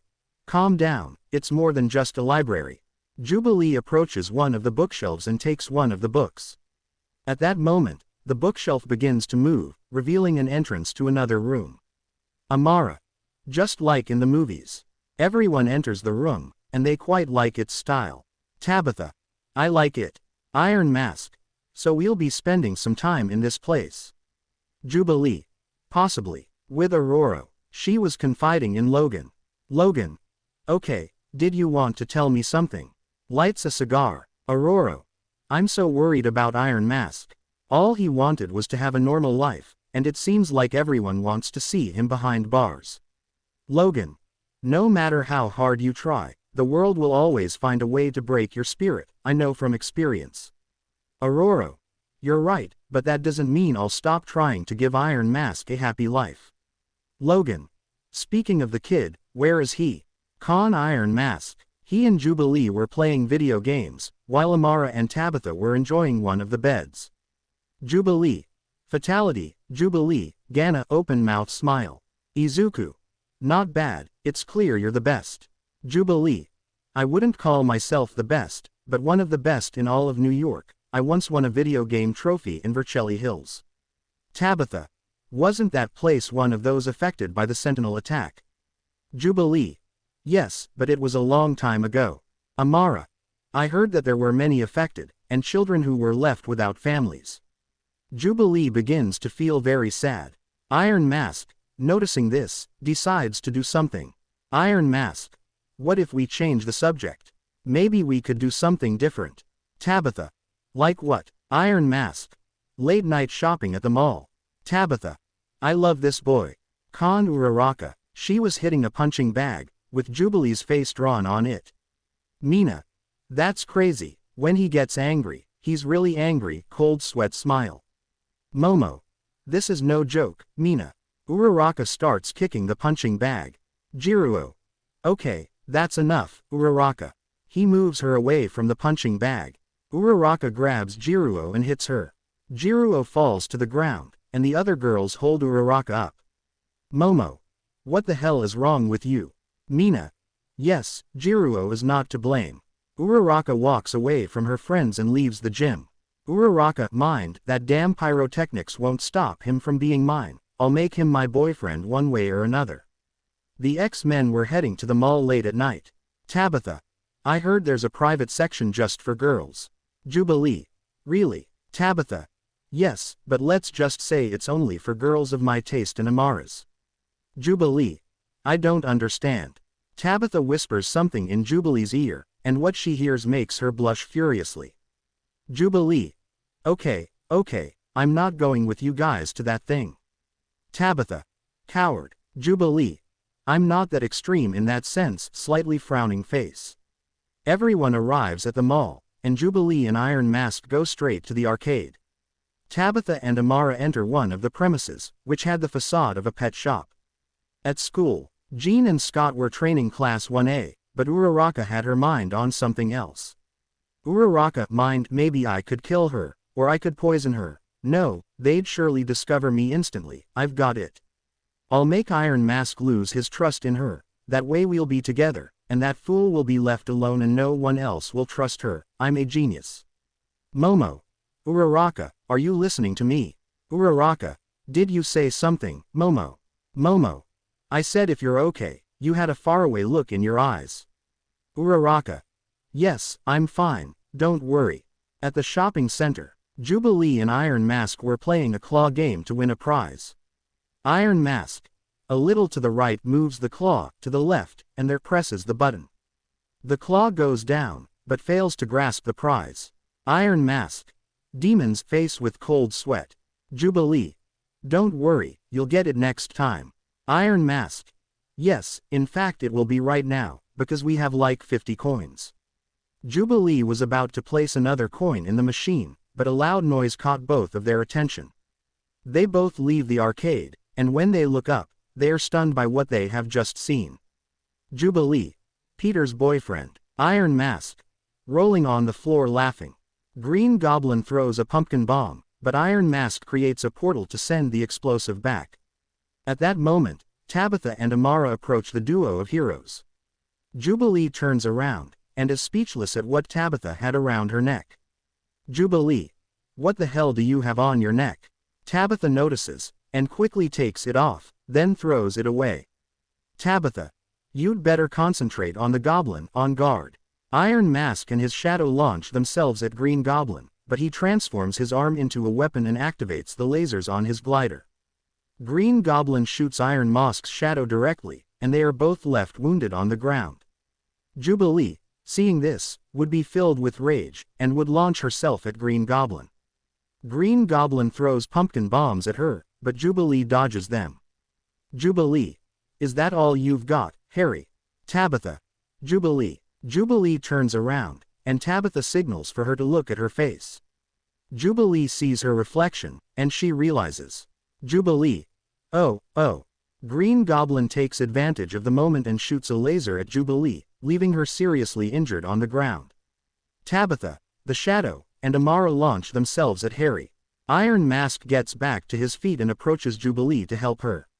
Iron Mask, upon seeing Jubilee's fangs and red eyes, would be more than amazed. Iron Mask. Jubilee. Jubilee. I didn't want you to find out like this. Jubilee closes her eyes, and falls unconscious. Iron Mask gently places Jubilee on the ground, and transforms, filled with rage. Green Goblin presses a button on his wrist, and his glider changes into a more menacing form. Tabitha, Sombra, Amara. Fearful. Green Goblin fires his entire arsenal, but a portal appears in front of the heroes, preventing anyone from getting hurt. Iron Mask's mask emitted green fire from its eyes, and gave off a green aura that caused fear in everyone. Iron Mask creates several portals around Green Goblin, and shadowy arms hold his mega glider. Tabitha. Give him what he deserves, bro. Open mouth smile. Iron Mask makes a hand gesture, and the arms begin to destroy the mega glider. Green Goblin. Hey, stop. Trying to keep his balance. The arms destroy the mega glider, and Harry falls from it. Before Harry falls to the ground, arms catch him and prevent anything from breaking. The mega glider explodes, and Iron Mask uses his portals to prevent the pieces from hurting anyone. Everyone approaches Harry, and Tabitha removes his mask. Tabitha. God, the serum really did make you worse than your father. Harry. Go to hell, you walking bomb. Amara punches him in the face with a burning stick, and Harry spits out a tooth. Harry. You might as well just send me to jail. Iron Mask approaches him and grabs him by the neck, then releases him by the arms. Harry sees the eyes of Iron Mask, and begins to feel great fear. Amara. Hey, Iron Mask, I think he's had enough. Iron Mask doesn't listen to her. Tabitha. Hey, bro, grabs his right shoulder. Harry starts screaming, and the girls don't know what to do anymore. Jubilee. Iron, ya fuck it. Upon hearing Jubilee's voice, Iron Mask releases Harry, who falls to the ground with foam coming out of his mouth. Tabitha thinking, God, he's so crazy, I'm a fan of his. Jubilee approaches the group, while her right hand rests on her left shoulder. Iron Mask approaches her and hugs her tightly. Iron Mask. What a relief, I thought I'd lost you. Jubilee hugs Iron Mask. Jubilee. Don't worry, everything will be alright. Tabitha, Sombra. Smiling face. A few hours later, the group was in the secret room, while Jubilee healed her wounds. Iron Mask. So, you're a vampire. Jubilee. Something like that, I was bitten by Dracula's son, and here I am, a mutant vampire. Tabitha. Who loves video games, sweets, and has the mentality of a child watching television. Jubilee. Let's not delve into this, please. Tokyo. 2 days later, Iron Mask and Jubilee were heading to the kitchen in the middle of the night. Iron Mask. I'm not sure about this, Jubilee. Jubilee. Relax, Iron, nothing bad will happen, besides, everyone is probably asleep. They both enter the kitchen, but end up running into Gabby, who was devouring all the food in the cupboard. Gabby looks away from her food and sees the duo of heroes. Gabby. MMH. Oh, hi guys, it's been a few days since I've seen you, how are you? Jubilee. Don't you have classes tomorrow, young lady? Gabby. Yes, but that doesn't mean I can't treat myself in the middle of the night. Iron Mask. Double entendre. Jubilee. That sentence had a double meaning. Gabby. What? Con Uraka. She was trying to force open Jubilee's bedroom door. Uraka. Come on, open it, damn it. What do you think you're doing? Uraka gets flustered and turns around in fear, only to see Rogue with an obviously serious face. Rogue. Why are you up at this hour, and what are you doing to Jubilee's door? Uraka. Phew. Rogue. Go to your room, right now. Uraka gets scared and runs to her room. Rogue thinking, what the hell is this girl doing with Jubilee? I hope she's not in love with her, it would break Iron Mask's heart if those two are really girlfriends. The next day, Jubilee wakes up, and notices that her phone was vibrating. Jubilee takes it, and sees a message from Logan. Logan. Go to the Blackbird hangar, now. Jubilee. 5 more minutes tired. 10 minutes later, Iron Mask and Jubilee were on the Blackbird, with the rest of the X-Men. Jean. I'm glad to see you all here. Jubilee. We're ready for action, open mouth smile thumbs up. Jean. Okay, listen up, a wave of Sentinels is attacking Tokyo, I'm going to need everyone's help if we want to stop them. They all nod, and climb aboard the Blackbird. Iron Mask was about to get on, but Jean stopped him. Jean. I'm sorry, Iron Mask, but you'll have to stay. Jubilee. What, but we're colleagues. Jean. I know, but I need someone to stay behind to keep an eye on the high school students, and Class 1A. Iron Mask. Okay, I won't let you down, Jean. Jean smiles at her, and she and Jubilee climb aboard the Blackbird. The Blackbird takes off, and Iron Mask watches it fly away from the hangar. Iron Mask. Well, I guess I'm in charge. With Jubilee. Jubilee. Are you sure? Jean. Don't worry, everything will be alright, Iron Mask will surely be able to handle them, besides, Tabitha and Amara can help him. 1 hour later, the mutants arrive in Tokyo, and see all the chaos that the Sentinels were causing. Remy. Wow, this will be fun. Rogue. Time to bang some cans. Hank opens the floodgates, and Rogue and Logan jump into action, Con Iron Mask. He was in Jean's office, while Tabitha and Amara kept him company. Tabitha. What if we have a party? Iron Mask. We can't, I have to be responsible, besides, I doubt Jean would allow that in her absence. Amara. She doesn't have to know. Iron Mask. Girls, believe me, I'm more than sure he could discover us. Tabitha. Boo, how boring. Con Uraka. She was listening to the entire conversation. Uraka. This is my chance. Uraka enters the office. Uraka. Hi, guys, smiling face. Tabitha instantly notices Uraraka's fake smile. Tabitha, mind, something's wrong, but what thinking face? Tokyo. The X-Men were fighting the Sentinels, and Jubilee was using her vampiric abilities to prevent the Sentinels' attacks from harming her. A beam of energy grazes Jubilee's yellow jacket. Jubilee. Phew, that was close. Jubilee hears something with her super hearing, and as she focuses more on the sound, she realizes it is the cry of a child. Jubilee runs quickly to the source of the crying. Con Iron Mask. Uraraka. You know, I was thinking that you and I could spend the day together, you know, as friends. Open mouth smile. Tabitha. Face with raised eyebrow. Amara. Deadpan face. Iron Mask. I'm sorry, Uraraka, but I'm busy. Besides, Jubilee and I were thinking of going to the arcade this afternoon. Uraraka's happy expression changes to one of seriousness. Uraraka. I see, whatever. Uraraka leaves the place. Tabitha say acerca Iron Mask. Tabitha. Bro, stay away from that girl, that bitch is crazy, and she hates Jubilee. Iron Mask. What the hell are you talking about? Amara. Tabitha is telling the truth. Jubilee told us a couple of weeks ago that Uraraka asked her how she could be your girlfriend. Iron Mask. What? Tabitha. Yes, and I've already forgotten what Jubilee told her, but after that, Uraraka started to hate her with all her being. Iron Mask slumps down in Jean's chair. Iron Mask. God, what do I do now? I can't just talk to Uraraka, whatever I say to her will probably affect Jubilee. Tabitha. I don't know about you, but maybe with what you said a couple of minutes ago, you've already made everything worse. Iron Mask. Rushed face. Tabitha. But don't worry, we'll make sure that gravity-defying girl doesn't hurt Jubilee. Amara. Yes, don't worry, you can count on us. Iron Mask. Thanks, girls. Con Uraraka. She was still outside Jean's office, listening to everything. Uraraka. We'll see. A couple of hours later. Iron Mask was in the hangar, and the Blackbird landed there.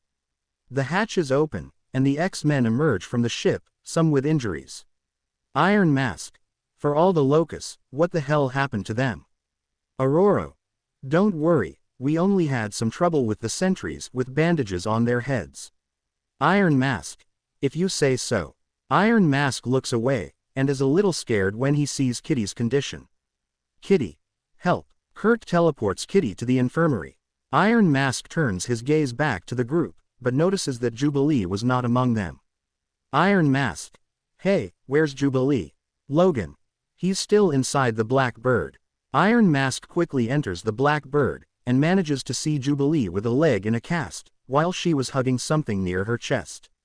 Iron Mask approaches her and hugs her. Iron Mask. You had me worried. Jubilee. Don't worry, hey, be careful, you could hurt him. Iron Mask. What? Iron Mask and Jubilee break apart from the hug, and Iron Mask is shocked by what he sees. Iron Mask and Jubilee were in the secret room, while the baby was biting a Jubilee plushie. Iron Mask. You're crazy, deadpan face. Jubilee. How cruel, isn't it, little one? Iron is very cruel. Looking at the baby. Iron Mask. Jubilee, we can't have a baby here, besides, right now it would be too dangerous remembering Uraraka's situation. Jubilee.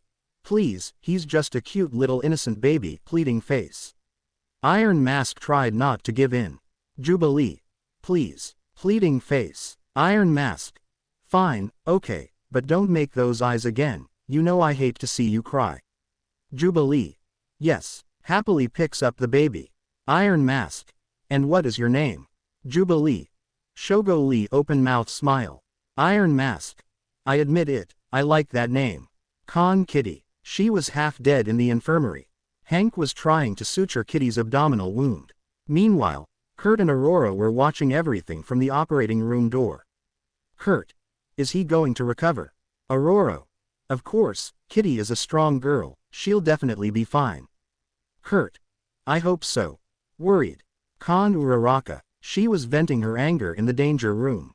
Uraka removes gravity from some robots, and hits them so that they explode into each other. Uraka, thinking, damn it, that idiot has him completely dazed, he doesn't even realize that I could beat her up so easily, stops, that's it, I'll show him that I'm better, by defeating her in a fight, I'm a genius. A few minutes later, Iron Mask was in the living room with Shogo, watching Gabby play video games. Iron Mask. What, you have fleas? Gabby. Yes. Iron Mask. Deadpan face. Iron Mask distances Shogo from Gabby a little. At that moment, Uraka enters the living room. Uraka. Hi, guys, slightly smiling face. Gabby, thinking, the dog has come in. Uraka notices Iron Mask holding Shogo. Uraka. Whose cute baby is this? Smiling face. Iron Mask. From Jubilee, I present to you Shogo Lee. Uraka is completely shocked. Uraka, thinking, it can't be. Gabby. You got a problem with that, round face. Uraka. Stay out of this, shorty. Angry. Gabby was about to lunge at Uraka, but Iron Mask snapped his fingers, and Gabby froze. Iron Mask. Twice in the same year, and with the same person. Uraka. Well, do you know where Jubilee is? Iron Mask. Yes, why do you want to know? Uraka. Well, I'd like you to help me with my training. Iron Mask. Why do you specifically want his help? Uraka. Well, Uraka couldn't finish, as Jubilee had entered the living room. Shogo, upon seeing her, stretches out his small arms. Jubilee approaches him and takes him in her arms. Iron Mask, mind, this is going to get ugly. Uraka. Oh, Jubilee. Jubilee. A few minutes later, both girls were in the danger room, while being watched by some of the X-Men, and Class 1A. Jubilee. Are you sure about this? Uraka. More than sure. Jubilee. Okay, kissy face. Iron Mask. Iron Mask. I just hope I didn't hurt her too much. Rogue. Aw, you're so sweet, you always worry about Jubilee, open mouth smile.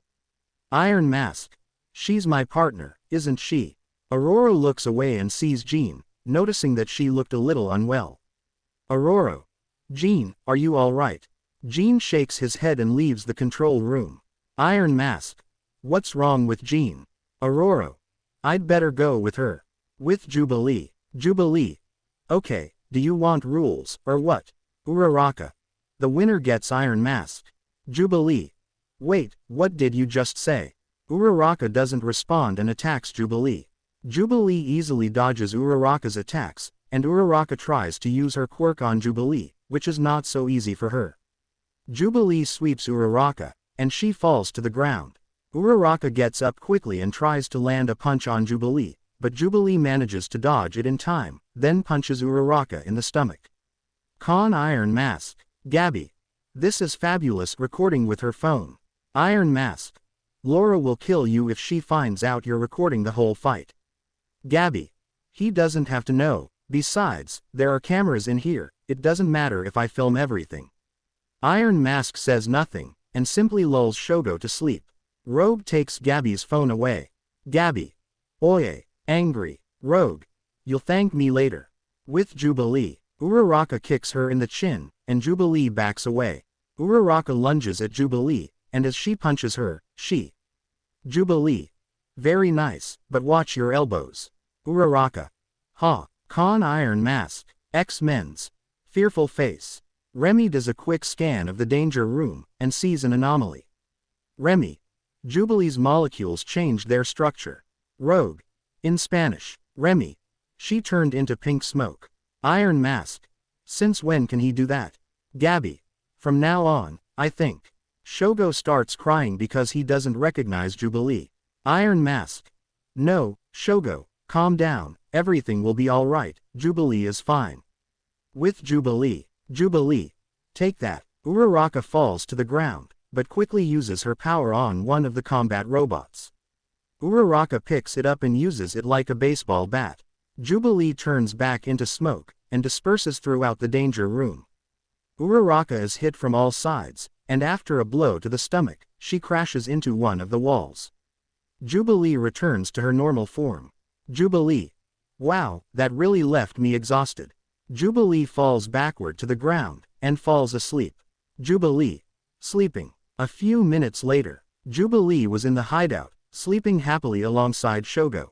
Meanwhile, Iron Mask, Tabitha, and Amara were talking in the library. Tabitha. That was epic, that silly girl got the humiliation of her life. Amara. Obviously, that will teach him some humility. Iron Mask simply listened to everything with a big smile beneath his steel mask. With Jean. Aurora. Jean, are you feeling okay? Aurora knocks on Jean's bedroom door, and Jean opens it, looking somewhat nervous. Aurora. Jean. I need your help. Kitty was already recovering from her injury, and next to her was Kurt, quite worried about her. Kurt. Are you sure you feel okay? Kitty. Yes, don't worry, everything will be alright. Kurt takes Kitty's hand, and she smiles happily at him. With Jean. She and Aurora were in the principal's office. Aurora. Okay, what do you need me to do? Jean. Sighs, well, listen, lately I've been feeling quite unwell, and I've had nausea and dizziness. Aurora. Okay, well, I guess maybe I could get a little idea of what you have. Jean. Good, tithe. Aurora. Perhaps, just for thought, is it possible that you're pregnant? Jean is more than cold when she hears that. Aurora. Jean, can you hear me? Jean does not respond. Aurora. Jean. Con Iron Mask, he, Remy, and Rogue were playing cards. Scott quickly enters the kitchen. Scott. Iron Mask, Inko is coming this way. Iron Mask opens a portal, jumps into it, and then the portal closes. Remy places the Iron Mask cards in the deck, and Inko enters the kitchen. Inko. Good day everyone, I thought I'd visit you today. Rogue. How beautiful, sarcasm. Inko. Face with raised eyebrow. Con Iron Mask. A portal opens in one of the rooms, and upon checking it, he would see that it was Tabitha's room. Iron Mask. What a relief, a few more meters, and I almost got into Wade's. Someone opens the door, and I would see Amara enter the room. Amara. Iron Mask, what are you doing here? Iron Mask. I think I positioned my portal incorrectly. The bathroom door opens, and Tabitha emerges wearing a tight-fitting outfit. Tabitha. Are you ready for sex? Goes to Iron Mask, why the hell are you here? Puts on a robe, if you want a threesome then fuck off. Iron Mask. What? Of course not, I would never do something like that. Tabitha. You're missing out, smirk. Iron Mask. Jodit. With Jean. Aurora was trying to bring Jean back to reality. Aurora. Wake up. Gives him a jacket. Jean. Ouch. With a hand on his cheek, there, I'm back, ouch, rubbing it. Aurora. I'm sorry, but you weren't coming back, did you understand what I told you? Jean remembers Aurora's words. Jean. God anguished. Aurora. You're surprised, aren't you? I'm sure Scott will be very happy. Jean does not respond. Aurora. It's Scott's, right? Jean regains consciousness. Jean. Of course, I would never cheat on Scott. Aurora looks at her suspiciously. Jean. Aurora, this isn't funny, angry. Aurora. Okay, don't worry, cold sweat smile. Jean gets up from his seat. Aurora. Where are you going? Scott. I'm going to tell Scott I'm pregnant. Aurora gets up and stops Jean. Aurora. You can't just tell her like that, on this special occasion, it has to be a big surprise. Jean was intrigued and interested in what Aurora was saying. Jean. I'm listening. Con Iron Mask. He, Tabitha, and Amara were outside the mansion. Iron Mask. I don't think you'll find me out here. Tabitha. If you say so, checking her pockets, where the hell did I leave it? Iron Mask. What, Tabitha? My phone, I think I left it in my special suit. Amara. Isn't that supposed to be just latex? How would it have pockets? Tabitha. It was a custom order. Hey, Iron Mask, you could, you know. Iron Mask. Sigh, you owe me one. Iron Mask creates a portal, and enters it. The portal opens in Tabitha's room, and she checks the latex suit. Iron Mask. It's sticky. Finds the phone. At that moment, footsteps are heard heading towards the room, and Iron Mask quickly hides in the closet. Iron Mask opens the door a little to look, and he realizes that it is Inko. Iron Mask. What's she doing here? Inko pauses for a moment, while she was talking on the phone. Inko. I know, sir, it took me too long to capture the fugitive, but don't worry, I won't fail you. That damned villain will be back in his cell. Inko leaves the place, and Iron Mask comes out of the closet. Iron Mask. Let's see if you can catch me. With Jean. She and Aurora were baking a cake. Jean. Is this part of the surprise? Aurora. Only a part. Besides, we're still going to need many things. Jean. Like a pregnancy test. Aurora. Yes, by the way, throws a small box at him. You'd better go get tested. Jean. Okay, withdrawing. Con Iron Mask. He hands his phone to Tabitha. Tabitha. Thanks, bro. Iron Mask. Hey, I managed to overhear Inko talking to someone. It seems I'm still a fugitive in Musafatu, and knowing Inko, she won't rest until she catches me. Amara. I see, and do you have any kind of plan? Iron Mask. Not yet, but I won't just sit idly by. Tabitha. I think I have a plan. Iron Mask. If your plan is to make Inko die, then no, even though I hated her, it would be worse for everyone if she dies. Tabitha. Well, I don't have a plan. With Jean. She returns with Aurora, with the pregnancy test in hand. Aurora. Ready. Jean hands the evidence to Aurora. Aurora watches her, and turns back to Jean with a big smile. Jean. Everything's ready, I'll call the others. 1 hour later, all the heroes were in a large room, with a large table in the center, with plenty of food. Gabby was being held down by Laura to prevent her from eating the food that Jean and Aurora had prepared. Iron Mask enters the room. Iron Mask. What is all this? Looking at Jubilee. Jubilee. I don't know, but it looks like a party to me, with Shogo in her arms. Iron Mask approaches the table and takes a soft drink. Iron Mask. Well, if it's a party, cheers. Takes a sip of his drink. Scott enters the place, and sees all the mutants. Scott. Is there anything to celebrate? Iron Mask. Perhaps, to be honest, I'm not aware of what's been happening since Inko arrived. Jean enters the place and approaches Scott. Scott. Hi, Jean. Jean. Scott, I have something important to tell you. Scott. Yes, of course, tell me. Jean. Well, you see, checks his pocket. I have something important that I want you to see. Aurora remained silent, while she had a smile on her face. Jean hands Scott a small rectangular box. Scott opens it, and upon reviewing its contents, he would be speechless. Scott. Are you serious? Surprised. Jean. Smile. Jubilee approaches Scott and looks at the object in his hand. Jubilee. It can't be. All the mutants were beyond amazed and happy for Jean and Scott. Logan. That's surprising. Taking a drink, not bad, child soldier. Scott didn't know what to say after the big surprise his wife gave him.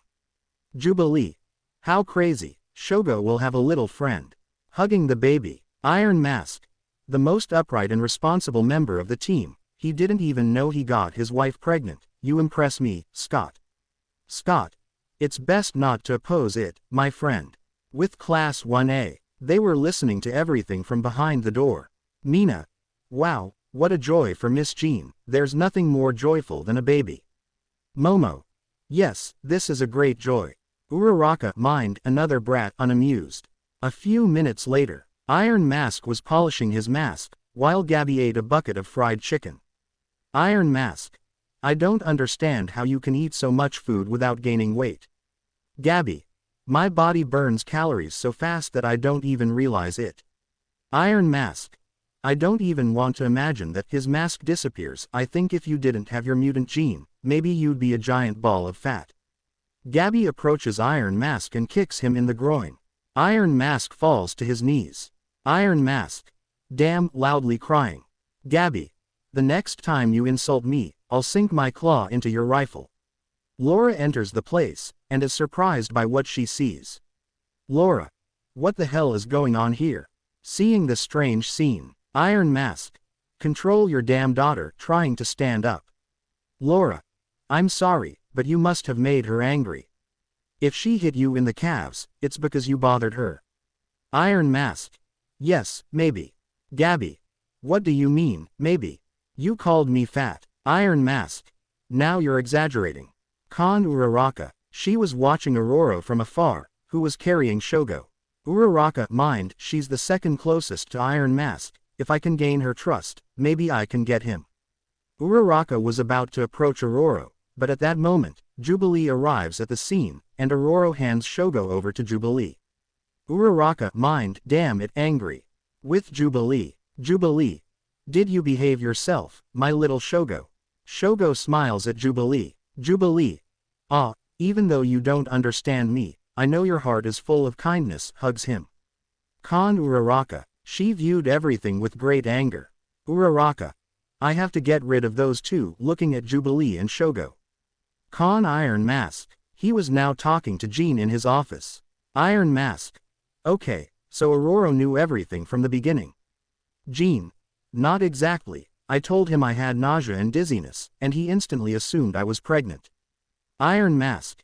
It must be admitted, Aurora is quite observant. Jean. Yes, changing the subject, maybe you should leave school for a while. Iron Mask. What, Jean? Until we can sort out the issue with the students in Inko, perhaps you could stay at a secret X-Men's base north of the city. Iron Mask. I see, I hope we can at least stay in touch. Jean. Yes, don't worry, I'll keep Jubilee informed of your whereabouts, and we can also come and visit you. Iron Mask. Okay. A few minutes later, Iron Mask was packing the few things he had into a suitcase and backpack. Jubilee enters the room. Jubilee. Why are you putting your things away? Are you going somewhere? Iron Mask. I'll have to leave school, but only for a couple of days, don't worry. Jubilee's smile changes to a sad expression. Jubilee. But, why? Worried. Iron Mask. As long as Inko is still around, I won't be able to stay here, so Jean suggested I go to another X-Men base. Jubilee. Okay, if that's the case, promise me we'll stay in touch. Iron Mask. I promise you. Jubilee hugs Iron Mask tightly, and he imitates her, hugging her back. A few minutes later, Iron Mask was walking through the forest, in the direction Jean had given him. Iron Mask. I should have asked Kurt to teleport me back to base, I'm very tired. At that moment, some small stones begin to move and roll downhill. Iron Mask. Okay. Iron Mask continues walking, but at that moment, he realizes something. Iron Mask. You damn fool, I could have created a direct portal to the base. Iron Mask creates a portal, but at that moment, he senses someone's presence. Iron Mask's shadow takes its solid form, and both of them assume a fighting stance. Iron Mask. Stay alert. The shadow nods. At that moment, a metal rod pierces the chest of Iron Mask's shadow, causing it to return to Iron Mask. Iron Mask. Hey, Shadow, come back. Iron Mask turns around and sees who it was. Inko. Hola, Izuku. Iron Mask. My name is Iron Mask creates his daggers and I'm fed up with you. Inko. It's clear I can't arrest you, so I'm going to get rid of you. A large number of objects begin to levitate, and Iron Mask tries to dodge them all. The objects reach Inko, and she redirects them to attack Iron Mask head-on. Iron Mask creates a portal and all objects enter it. Inko increases her power, and she begins to float, along with some trees. Inko. You'll see, you bastard brat. The trees begin to attack Iron Mask, and he tries to dodge all the attacks. Inko starts to lose her temper. Inko. Just die already. Iron Mask. Even if you don't care, I have reasons to stay alive. Inko. Don't tell me you fell in love. Iron Mask throws his daggers, and they pierce Inko's left arm. Ink. Damn. Inko attacks again, and her hands light up a bright green. A large amount of material begins to emerge from the ground, and these combine into a large amalgam. Inko. Time to die. Ink throws the amalgam. Iron Mask would try to open a portal, but he wouldn't be fast enough. The amalgam pierces his heart and lungs, and he falls to his knees on the ground. Inko approaches him and grabs him by the neck.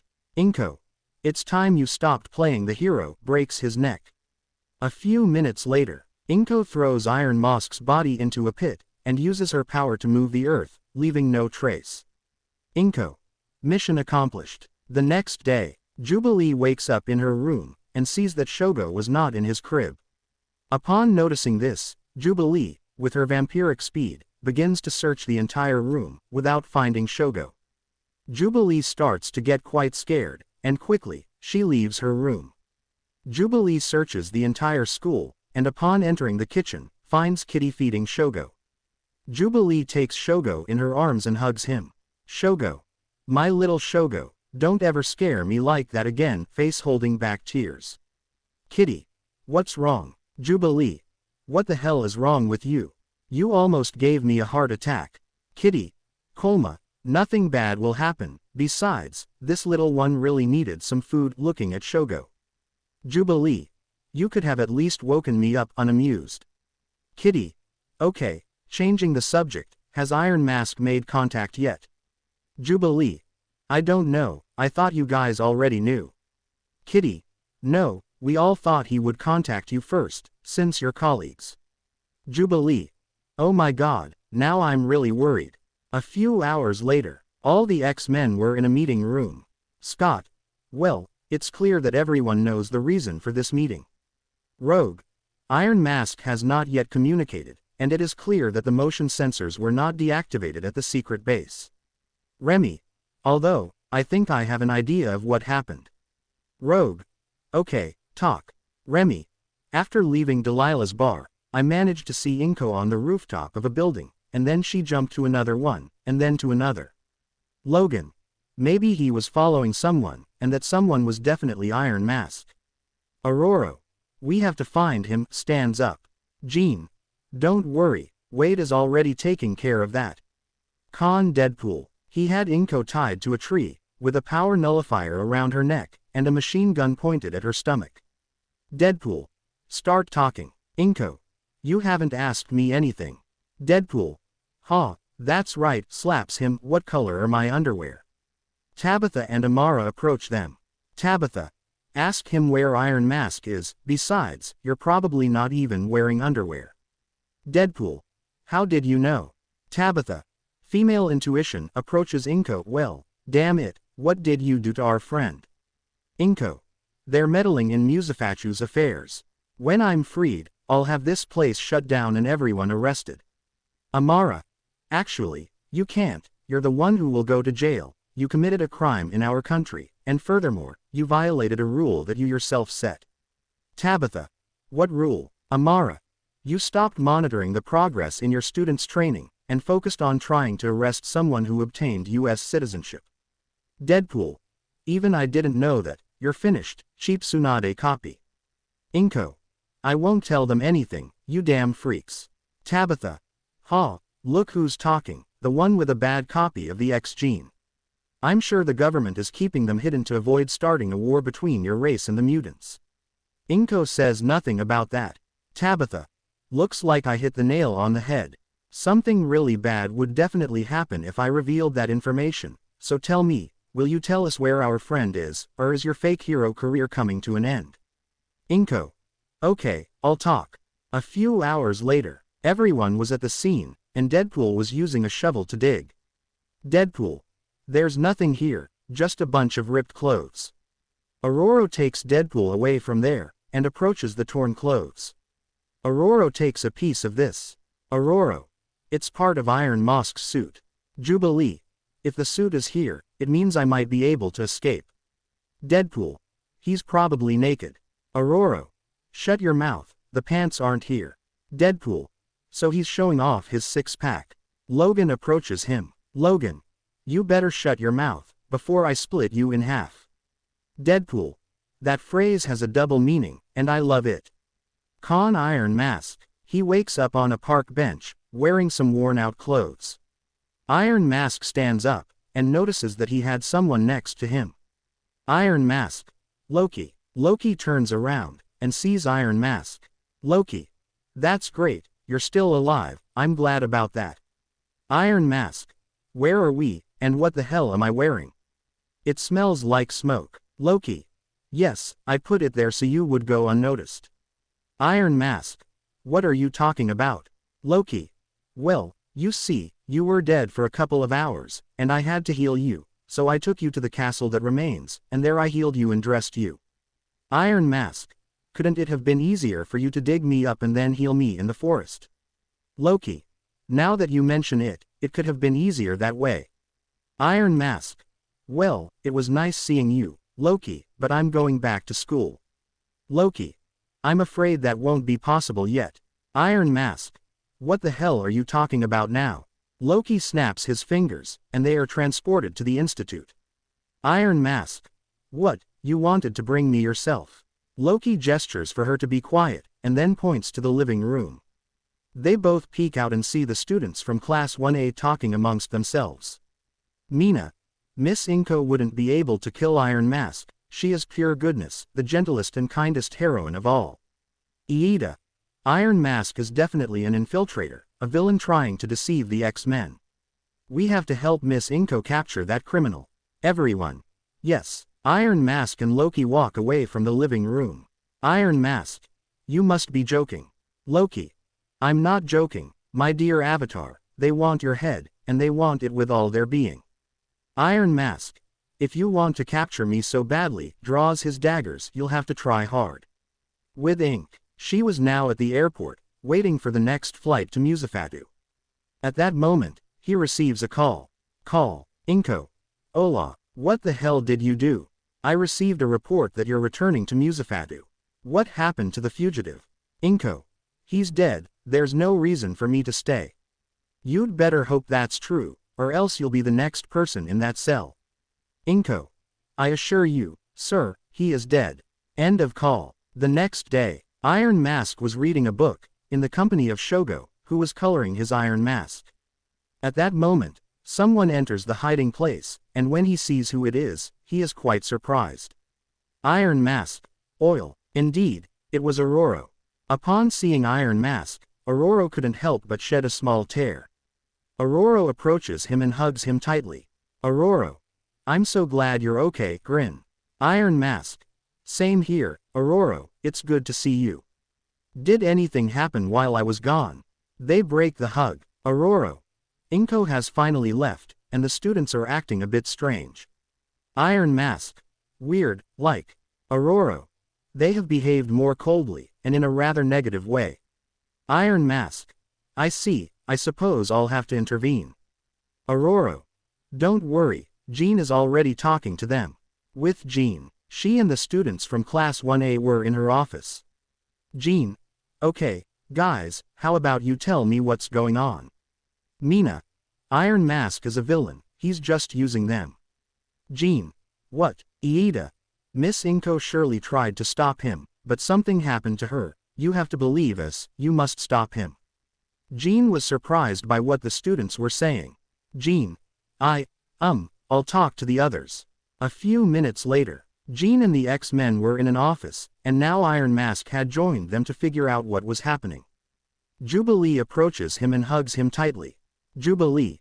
You had me very worried. Iron Mask. I'm happy to see you too. Jubilee hugs her. Tabitha Amara. Smiling face. Jean. Okay, now that everyone is here, there is something of utmost importance that we need to discuss. Everyone takes their seats. Jean. Class 1A thinks Iron Mask is a villain, and they're trying to deceive us. Logan. What a ridiculous idea. Deadpool. Haha, they must be incredibly stupid to believe something like that, right? Jean. Perhaps they believe that because of what happened with Inko. Logan. I say we make them change their minds. Unsheathes his claws. Jean. No violence, it's best if we resolve this in a civilized and normal way. Deadpool. We are the clear image of what is not normal. Iron Mask simply listened to everything his companions said. A few hours later, Iron Mask and Gabby were training in the danger room. Gabby. Okay, all set, absent boyfriend. Iron Mask. Always ready, junk food vacuum cleaner. Gabby lunges at Iron Mask, while he, with a snap of his fingers, slows Gabby down. Gabby. That's cheating. Firing at super low speed. Iron Mask. In the danger room, anything goes. Iron Mask snaps his fingers again, and Gabby crashes at full speed into a wall. Gabby, in a fit of rage, gets on all fours and charges at Iron Mask. Iron Mask pulls out his daggers and manages to stab them into Gabby's back, then throws her far away. Gabby regenerates, and attacks again. At that moment, someone enters the danger room, and both X-Men turn to see who it is. Uraka. Hola, Iron Mask. Iron Mask. Uraka. With Gabby biting his right leg, you shouldn't be here, the room is activated in experienced mode. Uraka. I didn't come here to train, pulls out handcuffs. Gabby. They're gonna get you, buddy, smirk.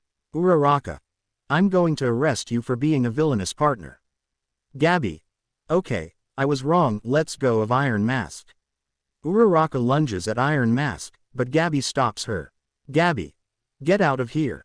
Holding Uraka, Iron Mask leaves the danger room, but he would get a big surprise when he found all the students standing in front of him. Iida. Iron Mask, you are under arrest for breaking the law. Iron Mask. You have no jurisdiction here. A powerful beam of green energy would shoot from Iron Mask's hands, but Todoroki would create a wall of ice to protect himself and his companions. At that moment, the wall melts at a fairly high speed, and looking straight ahead, they would see two people instead of Iron Mask. Roberto. Your visit ends here, idiots. Todoroki unleashes a flame, but Bobby counters it with a freezing ray. The girls in the class leave the place, and the boys would take care of Bobby and Roberto. Con Iron Mask. He was walking through the corridors, and at that moment, he would meet Rogue and Remy. Remy. What's wrong, Mon Ami? Iron Mask. Class 1A is chasing me, but I don't want to use my powers on them, and I don't want to hurt them either. Rogue. I'll help you, I've wanted to teach them a lesson for a while now, takes off his jacket. At that moment, the girls from Class 1A arrive at the place. Momo. Miss Rogue, you must stay away from him, he is very dangerous. Rogue. The only dangerous thing I see here is you. Rogue attacks the students, and Mina and Toru go after her. Remy comes to help Rogue, and Iron Mask creates a portal to escape. Outside the mansion, a portal opens, and Iron Mask emerges from it, but unfortunately, so do the students. Momo. You're under arrest, puts chains on him. Iron Mask breaks the chains, and generates a shockwave that sends the students flying. At that moment, several of the X-Men leave the mansion to find out what was happening, and Iron Mask transforms. Momo would create two guns, and Jiro and Tsuyu would get into fighting stances. Iron Mask and his shadow would get into a fighting stance, but at that moment, Jean. Enough. Jean would unleash a psychic wave that would knock the students unconscious. Scott. Jean. Take the students to their rooms, I have to make a call. A few minutes later, Iron Mask and his companions were in the living room. Roberto. That was really satisfying, we finally put those idiots in their place. Bobby. Of course, bumps fists with Roberto. Iron Mask takes off his mask, and a clear insecurity is visible on his face. Jubilee, noticing this, would take his hand. Jubilee. Iron, are you feeling okay? Iron Mask. Yes, I'm just a little unsure about Class 1A. Tabitha. Don't tell me you got attached to them. Iron Mask. No, it's just that, they think I'm a criminal, just because Inko made them think that. They're not to blame for anything that's happening. Amara. Although it pains me to say this, you're right, they're not to blame for what's happening. Tabitha. Amara. It's the truth, Tabitha, they are not guilty for what they believe, the only guilty ones are those who taught them all this about being heroes. With the students, they were packing their things to return to Musafatu. Kirishima. Damn it, we can't let him win. Iida. I know, but there's nothing we can do now. Everyone leaves their rooms and heads to the main entrance. Before they could leave, they would be stopped by the shadow of Iron Mask. Bakugo. Move aside, idiot. The shadow shakes its head and points to the left. Everyone turns around, and they see Iron Mask. Iida. Are you happy now? Angry. Iron Mask. No, I'm sorry you have to leave, I know you were just trying to do your job. Uraka. Well, Iron Mask. I don't want your forgiveness, but please understand that I didn't want this. He leaves. The students left the mansion, but now they felt a strange sensation. Iron Mask. He would watch as the students walked away, and Jubilee would approach him. Jubilee. Are you feeling alright, Iron? Worried. Iron Mask. I don't understand why I feel this way, but it hurts to know that I will never see them again. 1 week later, we are located in Musafatu, more specifically, at the UA Hero Academy. In that place, the Academy's teachers were talking about what had happened at the school. All Might. I can't believe heroes like the X-Men would protect a criminal. Nezu. That's right, but we can't judge them. They may not know what's going on. Nimari. But even so, we cannot let them go unpunished for their actions. Nezu. You may not know this, but I knew the former headmaster of the institute. He was a good man, he taught me everything I know, and if his students kept a prisoner at their base of operations, it means that perhaps they saw something in him that neither he nor we have seen. Everyone was moved by what Nezu said, but someone disagreed. All Might. He's delusional, a criminal, he's a criminal, and if you're not going to capture him, I'll have to do it myself. All Might leaves the meeting room, leaving everyone clearly worried. In New York, Iron Mask was training with Laura. Iron Mask. Hey, Hank told me that Jean's pregnancy is progressing a bit fast, isn't that dangerous? Laura. Do you think it's about pregnancies? Unamused. Iron Mask. You got Gabby, face with diagonal mouth. Laura lunges at him and digs her claws in near his head. Iron Mask manages to activate his mask just in time. Iron Mask. Laura, listen, it was just a joke, scared. Laura. Just so you know, the little offspring didn't come from me. Gabby. She and Jubilee were watching everything from the control room. Jubilee. Deadpan face. Gabby. At least she said I didn't come out from between her legs. Iron Mask. Laura helps him get up. Laura. Well, I'll tell you something, every mutant works differently, I'm sure Jean will be fine. Iron Mask. If you say so. The doors open, and Jubilee and Gabby enter the danger room. Jubilee. Very good work, Iron. Iron Mask. It wasn't a big deal, besides, Laura almost got her claws on me. Gabby. Double entendre. Laura. I doubt that counts as a double entendre. With Jean. She was in the infirmary, and Hank was running some tests on her. Jean. Okay, what do you think? Hank. Well, its growth is somewhat accelerated, but I think I can give you a concrete gender result. Jean. Go ahead, I'm dying to know. Hank takes a scanner from a cabinet and scans Jean's stomach. Hank. Okay, just a few seconds, and, okay, let's see. Hank checks the scanner, and smiles at the result. Hank. Congratulations, Jean, it's a girl. Jean smiles with great joy upon hearing what Hank said. Jean. Scott will be overjoyed when he returns from his trip. Iron Mask. He, Jubilee, Laura, and Gabby were leaving the school property. Iron Mask. Where are we going? Laura. I have to go to my school, I have to pick up some things. Jubilee. What do you mean? Laura. Weights, dumbbells, some clothes, a backpack with a safety strap.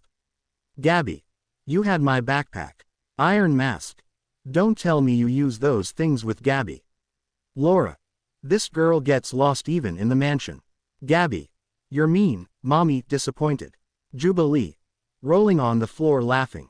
At that moment, everyone hears a loud crash. Iron Mask. Did everyone hear that? Gabby. Yes. They all look up, and they see something heading straight towards them. Laura. Hey, is that? Something lands in front of them, and as the smoke clears, they all see a subject full of steroids. Gabby. Johnny Bravo open mouth face. All Might. Izuku Midoriya points at Iron Mask. You are under arrest for evading the law. Iron Mask's shadow takes its solid form, and he cracks his knuckles. Iron Mask.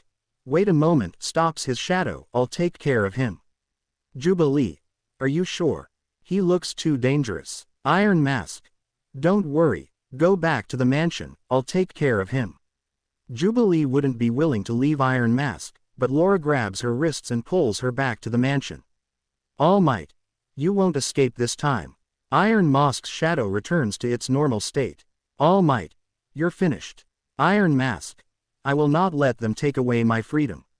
All Might lunges at Iron Mask, but he manages to dodge in time, then punches All Might in the stomach.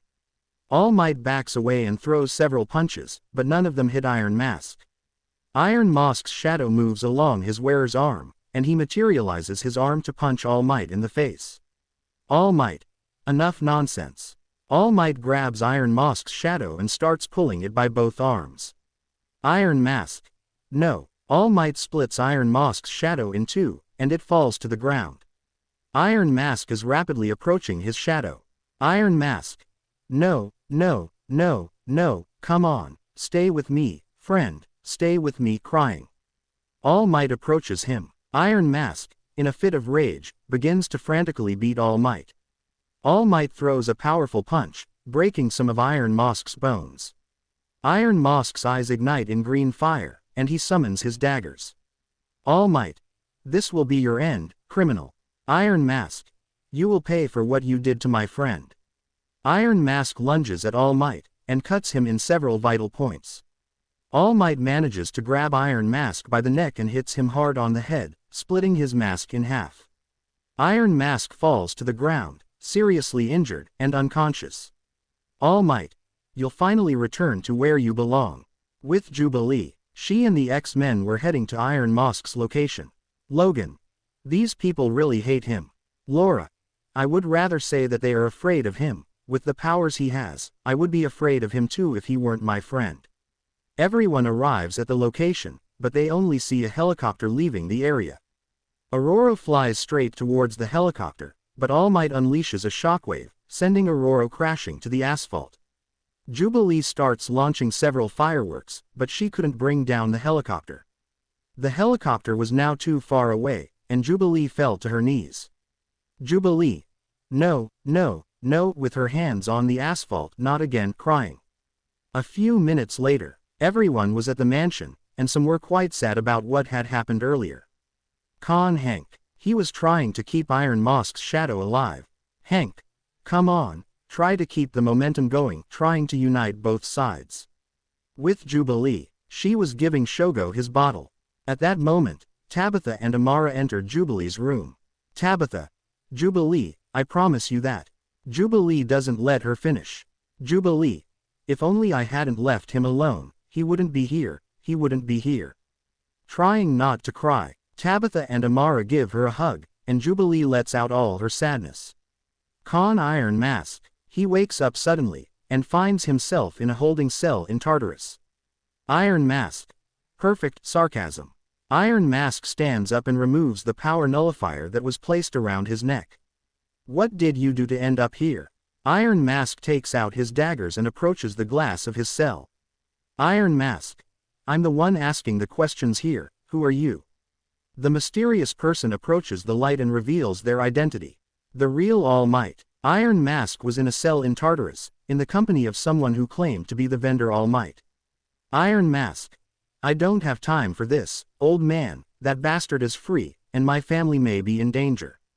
Did he hurt you in any way? Iron Mask. I killed my best friend with great sadness. I'm truly sorry, young man, it must have been very painful for you. Iron Mask. You have no idea what pain is. I spent my whole life in a cell, and when I had the chance to be free, these bastards tried to capture me, but no more. This time, they will feel all my wrath. Iron Mask activates his mask, and his eyes burst into green fire. The mysterious man, upon seeing that, will be more than impressed. Iron Mask touches the bars, and they disintegrate instantly.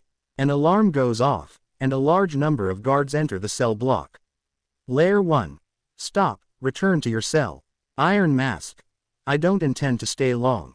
Iron Mask summons his daggers and charges at the guards. The guards start shooting, but none of the shots manage to hit Iron Mask in time.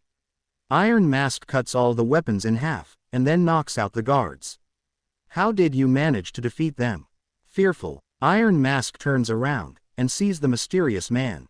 Iron Mask. I am an avatar. Iron Mask leaves the place. Con All Might. He was coaching Class 1A. All Might. Very good work today, students. I'm sure that in the not-too-distant future, you will become great heroes. Everyone was very happy and motivated. At that moment, All Might's phone starts ringing. All Might answers the call. All Might. Hola, sir. Prisoner X managed to escape. All Might. What? Quite angrily. In New York, Jubilee could be seen talking to a blonde girl with a sword. Jubilee. Please, Magic, I beg you. Magic. What do I gain by saving your boyfriend? I'm just saying, life isn't free. Jubilee. Do you like fruit milkshakes? Magic. Face with raised eyebrow. Jubilee. You know very well that I'm not good at saving money, I always end up wasting it all in a single day. Magic. Well, maybe we could make a treaty, I'll help you, but later I'm going to want your help for something. Jubilee. For something. Magic. Yes, for something. Jubilee. Okay. Con Iron Mask. He was tearing his way through the prison, leaving every guard he encountered in his wake in pieces. A guard attacks him with his gift, which could modify the body mass of his body. Iron Mask dodges the attacks, then snaps his fingers, sending the guard flying at full speed into a wall with a single blow. Iron Mask runs for the exit, but a large number of guards charge at him. Iron Mask unleashes a powerful shockwave, sending all the guards crashing into the massive walls. Iron Mask manages to escape, but he finds enormous barricades blocking his path, and a large number of heroes and soldiers with weapons. Iron Mask ignites his daggers in green fire and prepares to attack. At that moment, two people approached him, and they were none other than All Might and Inko. Inko. Izuku, listen, we want to offer you a deal. I'll enroll you at UA, and all of that will be forgiven. You can use these powers under good terms. What do you think? Iron Mask was beyond speechless at what Inko had said. Iron Mask. You must be joking, you killed me, you had me locked up for as long as I can remember, and you want me to forget all this? I don't think so. Inko. Well, so be it. All Might throws another punch, sending Iron Mask flying. Iron Mask quickly stood up, and watched as everyone approached to attack him. Iron Mask gets into a fighting stance, ready to fight. Iron Mask. If I'm going to die, it'll be like an X-Men. Iron Mask launches his attack, and begins killing all the heroes and soldiers, cutting off heads, legs and arms, leaving no one standing. All Might quickly throws a punch, and manages to hit Iron Mask squarely. Iron Mask would try to stand up, but he had suffered serious internal damage. All Might approaches him, and grabs him by the neck. All Might.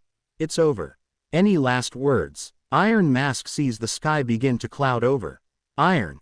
If you mess with me, you mess with my family. A powerful lightning bolt strikes the place, and destroys the barricades. Everyone turns around, and they see Deadpool. Kuso Nihonjin yo, Kuso o oidesu toki ga kita. Rogue. What's gotten into this guy? Deadpan face. All the heroes charge at the X-Men, but Rogue lifts a huge piece of one of the barricades and throws it at the heroes. Bakugo explodes, but ends up receiving a powerful punch from Rogue. Jubilee uses her vampiric speed to make her way through the chaos, and manages to arrive in time with Iron Mask. Jubilee. Iron. Hugs him tightly. Iron Mask. Hello, ouch, in pain. Jubilee quickly lets go. Jubilee. Sorry, where does it hurt? Checks him. All Might charges at them, but Jubilee delivers a super punch to his stomach, sending All Might crashing into one of the few remaining barricades. Iron Mask. Flushed. Loki. You have a lovely girlfriend telepathically. Iron Mask. Loki. There's no time to explain, you have to get out of here, or you'll end up causing a Nexus event. Iron Mask. A what? Loki. Just get out of here. Iron Mask. Okay, don't shout, you're giving me a migraine. Izuku creates several portals throughout the warrior zone, and Shadow Arms help the injured X-Men enter them and escape. All Might stands up and runs angrily towards Iron Mask and Jubilee. Iron Mask. Let's get out of here. Looking at Jubilee. Jubilee. Yes, nods. They both jump into a portal, and manage to avoid All Might's attack. All the portals close, and All Might punches the ground, causing a mini earthquake. Endeavor approaches All Might. Endeavor. We have to capture him, we have to return to New York. All Might. No, he's with his allies now, we have to wait until he's alone again. In New York, now we find ourselves at the Marvel Academy, and Gwenpool could be seen having fun with her shark Jeff. Gwenpool. Ah, the baby wants his mommy to feed him. Well, mommy will give him what he wants. At that moment, a green portal appears above her. Gwenpool. Ah, all the X-Men descend upon Gwenpool and Jeff. Remy. That was incredible, I was able to destroy the wings of a guy in a pilot's jacket. Jubilee. Yes, it was a lot of fun, how are you feeling Iron? Iron Mask is not responding. Jubilee. Iron. Worried. Jubilee gets up and approaches Iron Mask, but when she turns him face up, she sees that he is bleeding from his mouth and eyes. Jubilee. Iron. With tears in her eyes. 3 months later, Iron Mask wakes up suddenly, and finds himself in the mansion's medical room. The doors open, and Tabitha and Amara enter the room. Iron Mask. Hello, girls. Amara and Tabitha hug Iron Mask tightly. Iron Mask. What's going on? They all break apart from the hug. Tabitha. Dude, you've been in a coma for 3 months. Iron Mask. What, Tabitha? Yes, and by the way, you owe me my birthday present, I'd like a new swimsuit, something sexy. Iron Mask stands up and activates his suit. Iron Mask. What the hell happened?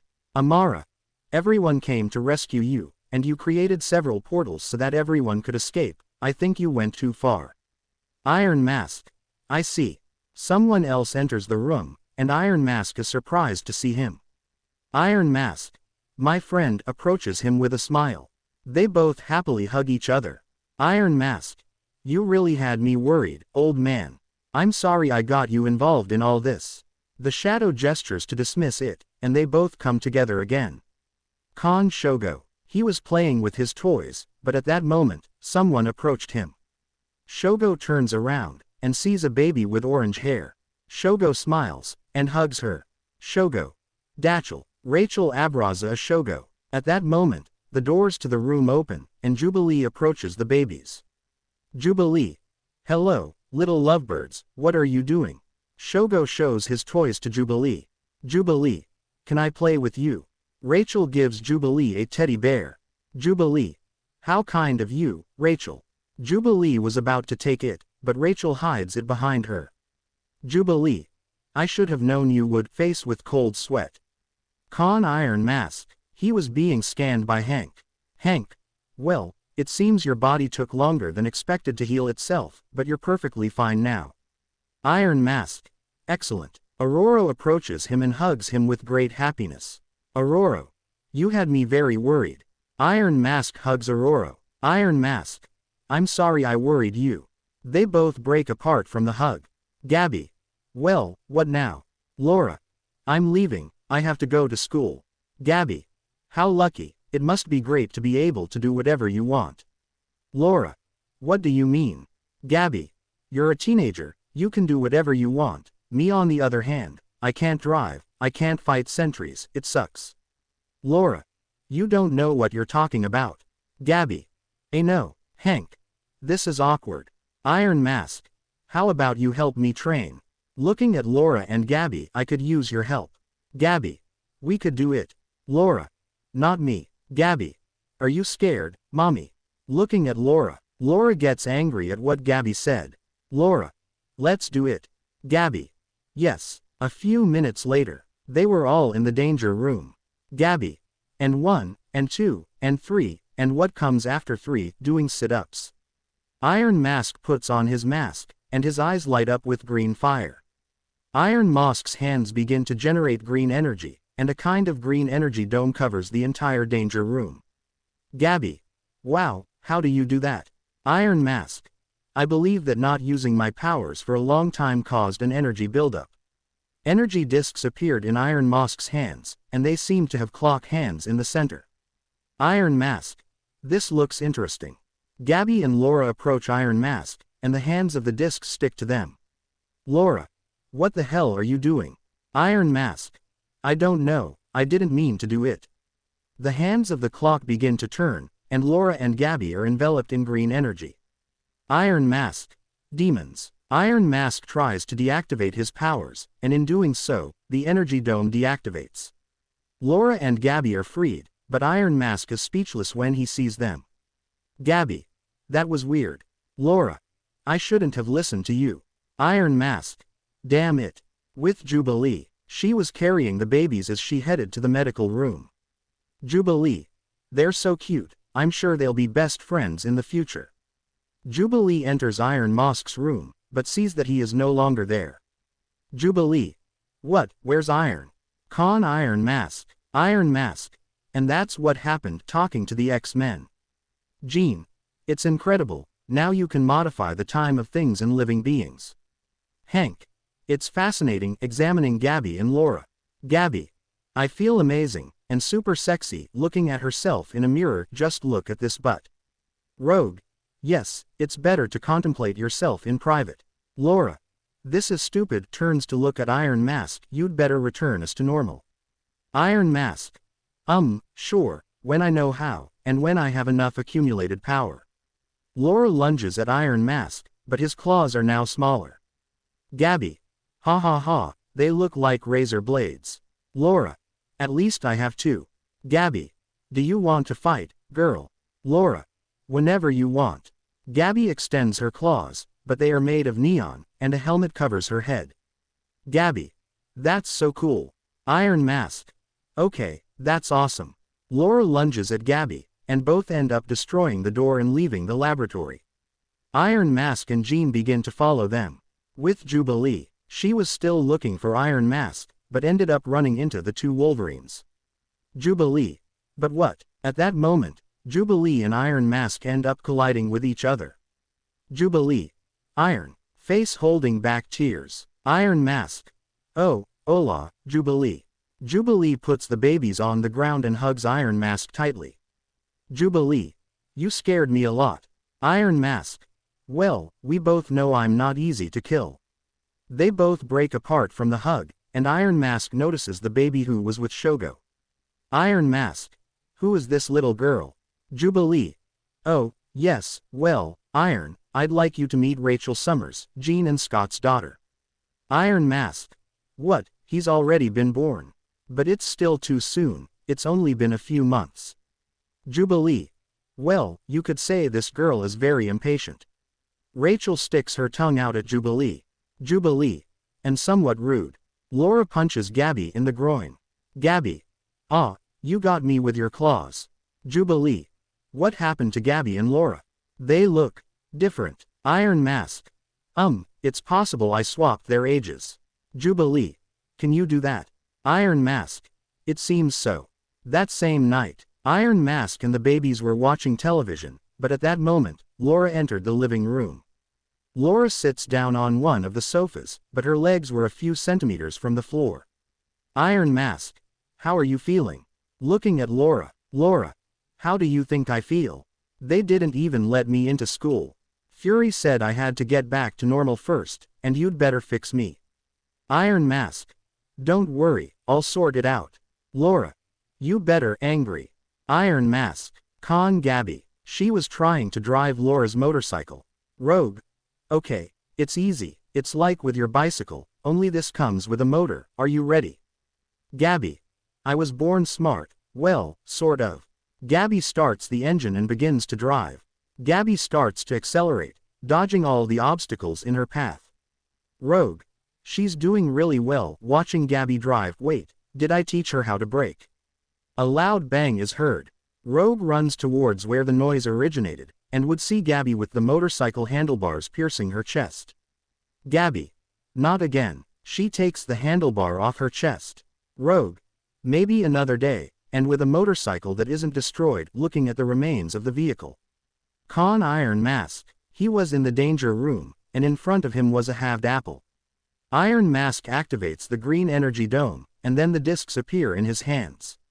Iron Mask throws one of the discs at the apple, and it sticks to the apple. Iron Mask. Well, if I could handle living beings, I can handle this too. Iron Mask concentrates, and the apple begins to regenerate its missing part rather slowly. Iron Mask. This might take a while. Gabby. She was in Laura's room, trying on some of her clothes. At that moment, Jubilee enters the room. Jubilee. Gabby, what are you doing in Laura's room? Gabby. I'm just looking for something to wear. At that moment, Gabby finds something that interests her. Gabby. Jubilee, get your phone ready. A few minutes later, Jubilee and Gabby were in a completely white room. Jubilee. Everything's ready, starting filming, Laura will kill you. Gabby. Showtime. The room lights up, and as the brightness dissipates, it would now look like an ice rink. Gabby. Let's dance. Jubilee. Cut. It turned out great, and nice touch to use Kurt's image inducer to transform your clothes into Laura's outfit. Gabby. I know, being a teenager is great. With Laura, she was looking after Shogo and Rachel while Iron Mask tried to use his powers on the apple. Laura. This is the worst day of my damn life, angry. Rachel hands Laura a pair of glasses. Laura takes them. Laura. Thanks. Rachel frowns. Laura. Okay, I'll put them on, puts on her glasses, there, happy now. Rachel smiles and starts clapping. Laura. If you're this small, I don't even want to imagine what you'll be like as an adult. At that moment, Jubilee and Gabby enter the living room. Gabby. Hi, guys. Laura turns around, and her eyes pop out when she sees Gabby's outfit. Laura. What the hell are you wearing? Looking at Gabby. Gabby. What, don't you like it, mommy? Striking a pose. Laura. Please tell me you're not making pornography. Gabby. What is that? Jubilee. You'll learn it eventually. At that moment, Iron Mask enters the living room. Iron Mask. I've done it, holding the whole apple in his hand, I can fix them. Laura. Yes, open mouth smile. Gabby pushes Iron Mask away and runs out of the mansion. Laura. Catch that brat. Everyone runs after Gabby, as she climbs the trees and jumps from branch to branch. Jubilee launches fireworks, and manages to knock Gabby down. Laura lunges at her and subdues Gabby with a wrestling hold. Gabby grabs Laura by the head and throws her away from her. Gabby stands up and runs as fast as she can away from them. Iron Mask. Don't think you're going to escape that easily. Iron Mask's shadow attaches itself to his arm, and Iron Mask raises it. Iron Mask's shadow shoots out from its wearer's arm and transforms into an octopus. Iron Mask's shadow knocks Gabby down and envelops her in its tentacles. Gabby. No, let me go, I don't want to be a child again. Laura lunges at Gabby and ties her up with chains. Iron Mask's shadow releases Gabby, and Laura hugs her. Laura. Now, Iron Mask activates the green energy dome, and throws the discs to Laura and Gabby. The discs stick to both of them, and Iron Mask begins to reverse their ages. Both are covered by green energy, before returning to normal. Laura. What a relief, I couldn't stand being a child anymore. Gabby. No, loudly crying. A few minutes later, Gabby was sitting on a small bench in the corner as punishment for running away, while everyone watched a movie. Jubilee. Is it just me, or does the protagonist look like Logan? Iron Mask. They do look somewhat alike. Gabby. Can I see? Frowning face. Everyone. Number. Gabby. Crying. Rogue. She was at the mechanic's shop trying to repair Laura's motorcycle. Rogue. Gabby must surely be in heaven with the professor by now, or maybe in hell, with all the mischief she's done, it wouldn't surprise me. At that moment, someone enters the place. Rogue turns around, and sees Remy. Remy. Hello, Cherry, I have a gift for you. Rogue. A gift, arms crossed. Remy. That's right, takes something out of his trench coat pocket, here, hands it to Rogue. Rogue takes it, and is surprised to see what it was. Rogue. Remy, did you? Remy. Yes, I did it, no problem, try it. Rogue puts it on, and turns it on. Rogue takes off one of her gloves and touches Remy. Remy. Your skin is really soft. Rogue grabs Remy by his trench coat and kisses him with all the force she can muster. Remy is surprised, and feels Rogue stick her tongue in his mouth. They both break apart from the kiss. Remy. Flushed. Rogue. I want to do it. Remy. What? The next day, Gabby headed to the workshop with a broom and a mop to clean it. Gabby. Damn you, X-23. Shouting at the sky, Gabby was beyond angry with Laura for punishing her. Gabby opens the doors, and what she sees leaves her speechless. Gabby. Ah, fearful face. Con Iron Mask. He and Jubilee were having fun with a karaoke game. Iron Mask. Musical note: your haste is not to my liking. Time is on my side. Tick-tock, tick-tock. All coldly calculated. Your eternity in my hands. Your eternity in my hands. Your eternity in my hands. Your eternity in my hands. Your eternity in my hands. Your eternity in my hands. Musical note. Jubilee. Not bad, Iron. I'm sure you'd be a great singer. Iron Mask. Maybe, but honestly it wouldn't be as fun as being an X-Men. At that moment, Gabby ran into the living room, crying her eyes out. Jubilee. Wow, Gabby, what's up? Gabby. She was on top of him, and she was crushing his. Gabby faints from crying so much. Iron Mask. I think we killed her. A few minutes later, Laura was trying to wake Gabby up. Laura. Can you repeat what happened to him? Iron Mask. I came in crying while saying nonsensical things. Laura. Maybe she just watched another horror movie, and ended up getting scared again. With Jean. She, Rogue, and Aurora were talking in Rogue's room. Rogue. It was incredible, I'd never experienced anything like it. Jean. Really? I thought you'd already done. Well, that. Rogue. Unfortunately, my Gen X activated right at puberty, so I've basically never had sex with anyone in my entire life.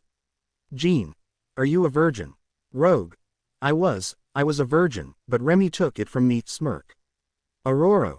That explains a lot of things, like your mischievous nature, and well, your taste in clothes. Rogue. Well, I guess my teenage hormones were already reaching their limit. Con Remy. He was talking to Wade about the night he had with Rogue. Remy. It was crazy, she did things that even I didn't know were possible. Wade.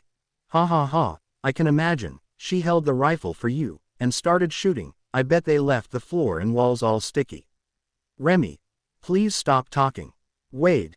She milked you like a goat, and she probably used her mouth. Smirk. Remy slams 2 cards into Wade's face. Remy. I told you to stop talking. With Laura. She and the couple were trying to wake Gabby up. Laura. I'm out of ideas, do you know how to help me? Jubilee. Well, I have an idea, but I honestly don't know if it could work. Laura. Just do it. Jubilee approaches Gabby and bares her vampire fangs. Jubilee.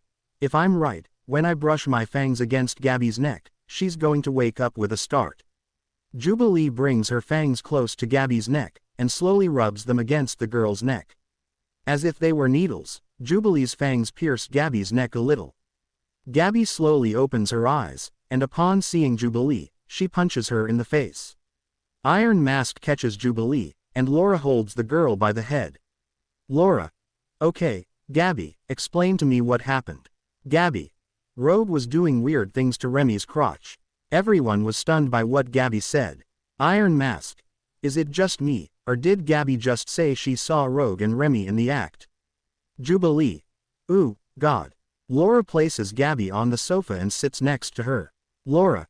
Gabby, I think it's time I explain something very important to you. Jubilee. This is going to get ugly. Con Remy. He was playing solitaire with his cards, but at that moment, Rogue approached him from behind. Remy. Hello, sweetheart, do you want to play? Rogue. Not exactly, stands in front of him. I wanted to ask you a very important question. Remy. Go ahead, you can ask Gambit whatever you want. Rogue takes a seat and stares intently at Remy. Rogue. Did you use a condom last night? Remy drops his deck of cards because of what Rogue said. Rogue. Remy. Rogue. I don't know. Con Iron Mask. He was playing with Shogo with a plush ball. Iron Mask. Shogo, promise me you'll never do what Gabby did. Shogo doesn't understand what Iron Mask said. At that moment, Rachel crawls into the living room. Iron Mask. Oh, hola, Rachel. Rachel approaches Shogo and takes his pacifier out of his mouth. Iron Mask. Face with raised eyebrow. Rachel puts Shogo's pacifier in her mouth. Iron Mask. Rachel, that's not right. Fearful, Rachel turns her back on Iron Mask. Iron Mask. Scott is going to kill me, although maybe Jean will do it first. Rachel approaches Shogo and hugs him. Iron Mask. I can't believe this, she's worse than Rouge, expressionless. Con Remy. He was outside Rogue's room, waiting for her to come out. Remy. Are you sure you don't need help? Rogue. Of course not, you damn pig, don't even think about coming in. Remy.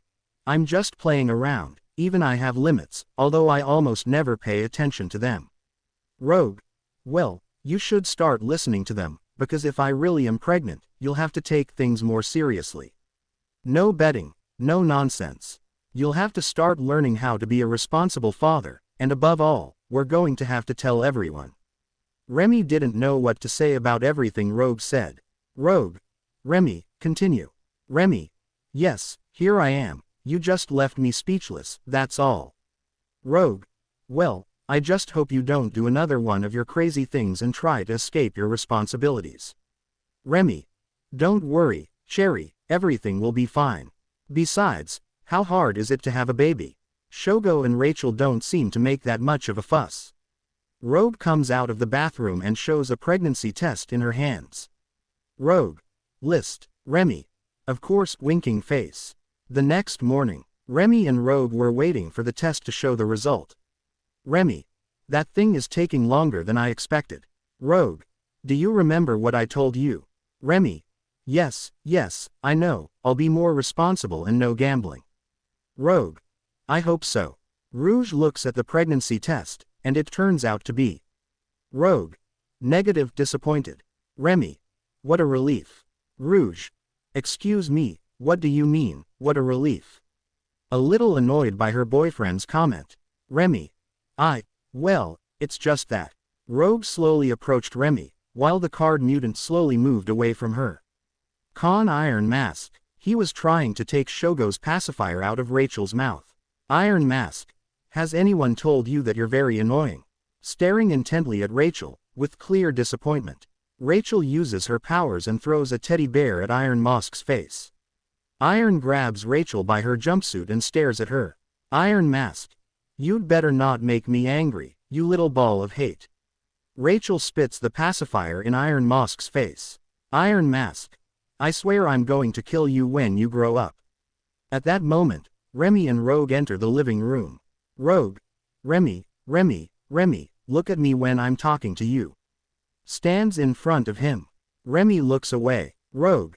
Remy angry. Iron Mask. What's up, guys? Somewhat worried about his friends. Rogue. The thing is, Mr. Gambler doesn't want to settle down. Remy. Rogue. We're still quite young to have children, besides, I doubt we can give them a normal life with. For starters, just look at us, we are what we are, and we can't change that. Rogue. Remy. People can change, and as for normality, this is our normality. We are who we are because we want to be, and besides, we don't have to feel ashamed of who we are. We shouldn't be embarrassed about it, and I wouldn't want my children to feel ashamed of being mutants. Remy. I'm not ashamed of being a mutant, I just don't want my children to have to be afraid that their parents will come back dead from a mission they couldn't complete because they were afraid of losing them due to living such risky lives. Iron Mask and his shadow cover Rachel and Shogo's ears. Rouge. I see. She leaves the living room. Remy tried to approach her, but he felt he had just made a big mistake. Iron Mask approaches Remy and places his hand on the gambler's shoulder. Iron Mask. You went too far, Remy, you went too far. With Jubilee, she was sunbathing by the pool with Jean. Jubilee. There's nothing like a moment to take a break from the babies. Jean. You said it. Jubilee. I wonder how Iron is doing. Jean. He has his shadow, he'll be fine. Jean closes his eyes and begins to relax. Jean curls up in her chair, but begins to feel a strange emotional disturbance in her mind. Jean opens her eyes, and feels that something is wrong. Jean stands up. Jubilee. Please tell me you didn't have a mental breakdown. Jean. No, this is the emotional kind. I feel sadness and regret, but also a lot of disappointment and pain. Jubilee. That's how I feel when I get beaten in an online competitive, stands up who's affected. Jean concentrates, and is surprised by what her powers show her. Jean. Remy y Rogue worried. A few minutes later, Jubilee enters Iron Mask's room, and sees him lying face down on his bed, with Shogo sleeping on his back. Jubilee climbs on top of Iron Mask. Jubilee. Iron, wake up. Iron Mask. Jubs. Shogo. Mom open mouth smile. Jubilee kisses Shogo on the forehead. Shogo. Smiling face. Jubilee. Iron, what the hell happened to Rogue and Remy? Iron Mask tries to wake up. Jubilee carries Shogo with her right hand, and throws a firework at Iron Mask with her left hand. Iron Mask suddenly awakens, and instinctively summons his daggers. Jubilee dodges Iron Mask with her vampiric speed, and she would see how the boy looked at her with some seriousness. Iron Mask. Was that necessary? Jubilee. You weren't waking up, and I want you to tell me what happened to Rogue and Remy. Iron Mask. It's complicated to explain, isn't it, little one? Looking at Shogo, Shogo laughs a little. Iron Mask approaches him and strokes his head. Iron Mask. Let's go back to sleep, buddy. He picks him up, and they both go back to bed. They both fall asleep instantly. Jubilee simply watches as her baby and her boyfriend fall asleep. Jubilee. Well, as Gwenpool once said, if you can't beat them, join them. Jubilee throws herself onto the bed and falls asleep hugging Iron Mask. Rogue. She was looking at a photograph of Remy at the foot of her bed. At that moment, Jean enters the room. Jean. Rogue, is everything alright? Rogue simply looks at Jean, with clear sadness. Rogue. I don't know anymore, quite sad. Jean approaches Rogue and hugs her. Jean. Rogue, you know you can tell me anything, please, looks her in the eyes, tell me what's going on. They both break apart from the hug, and Rogue inhales and exhales quite nervously. Rogue. Well, it's about Remy and me. We argued in front of Iron Mask and the babies, and well, I think he and I have lost that spark we used to have. It's like everything we've been through together doesn't mean anything anymore. We're not on the same page anymore, and it's pretty scary for me. I don't want to lose Remy, Jean. Jean. I see, I'd like to help you with this, but I'm not very good at giving advice about love. Scott is the one who knows about this subject. Rogue. I see, Jean. Let me talk to Remy so we can clear things up better. Rogue. Okay, I hope I heard you. Jean leaves Rogue's room, heading towards Remy's room. Remy. He was in his room, playing solitaire with his cards. At that moment, someone knocks on the door. Remy gets up from his seat, and upon opening the door, he sees Jean. Remy. Yes, Jean. We need to talk about what happened with Rogue. Remy. I'd rather leave that buried, and very deep. Jean. Remy, you have to talk to Rogue, she just wants to have a family. Remy. Do you think I don't want one? Of course I do, but obviously I'm not meant for that. Jean. What do you mean? Remy. Jean, I'm a gambler and a thief, what kind of father figure is that? And Rogue, she'd be devastated if she accidentally touched the baby without some protection, and I seriously doubt the power nullifier I gave her would last long enough. Jean. Remy. Jean, I want you to know, maybe Rogue would be much better off with someone else to start a family. Jean is surprised by what Remy said. A few minutes later, Rogue and Remy were standing right outside the mansion. Rogue. So, Remy. It's more than clear that you already know why this is. Rogue. We're done, right? Remy. Goodbye, dear friend. Remy walks away from Rogue, and she watches as the boy she once loved walks away from the building. 1 week later, we find ourselves in a casino in Los Angeles, where our mutant gambler was on a winning streak. Remy approaches a poker table and places all his chips in the betting circle. Remy. I'll bet everything, who wants to challenge me? Looking at the players, who were quite nervous upon seeing the mutant. Someone sits down in front of Remy. I want to try it. Remy looks up, and is surprised to see our protagonist. Remy. No invents, Mask. Iron Mask. Are you surprised to see me? Remy. I'm more surprised that it took them so long to find me. Iron Mask. Yes, about that, Remy. Kurt appears behind Remy. Iron Mask. I'm sorry about this. Kurt injects something into Remy's neck. Remy. Go to hell, Iron Face dizzy. Remy faints, and his face hits the table. Kurt takes Remy by the wrist, and they teleport to the mansion. Iron Mask. Alright, time to make some money. He approaches a slot machine. The next day, Remy wakes up in his room, and sees Kitty sitting at the foot of his bed. Kitty. Oh, good morning, Remy. Remy. Your religious boyfriend drugged me. Kitty. Well, that was the plan. Remy. Wasn't there another one? Kitty. Yes, but it involved Wade. Remy. Well, now I'm happy that I was drugged. At that moment, Logan and Aurora enter the room. Aurora. Are you feeling alright, Remy? Remy. I was having the best winning streak of my entire life, and you guys took it away from me. Logan. You're welcome, jokingly. Remy stands up and takes a deck of cards from a drawer. Aurora. Where do you think you're going? Remy. Very far from here, and above all, very far from, you know who. Remy leaves the room, but doesn't even step outside, and ends up frozen in time. Iron Mask enters the room. Iron Mask. To be honest, I only enjoy freezing someone in time if that someone is Gabby. Gabby. I heard you, you bastard. Shouting from her room. Con Rogue. She was talking to Jean in her room. Rogue. I'm not sure about this, Jean, I really don't want to see it. Jean. Rogue, please. Rogue. No, looks away. Jean. Anna Marie, speaking seriously. Rogue is surprised to hear her real name. Rogue. Only my mother can call me that. Jean. I know, but now you need to talk to your boyfriend.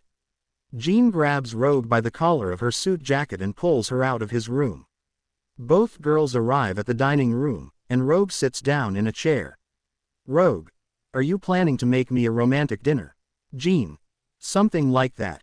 At that moment, Jubilee enters the place, with a bottle of wine, and 2 glasses. Rogue. You too, Jubilee. Jubilee. Don't play games, just enjoy, pour the wine into the glasses. Iron Mask enters the place, while dragging Remy's frozen body. Iron Mask sits Remy in a chair and snaps his fingers to thaw him out.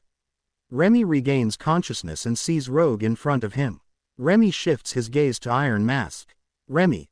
I swear I'm going to kill you. Iron Mask. You're not the first person to say that to me. Leaves the place. Rogue. Remy. Remy returns to see Rogue. Remy. Hola, Rogue deadpan face. Rogue.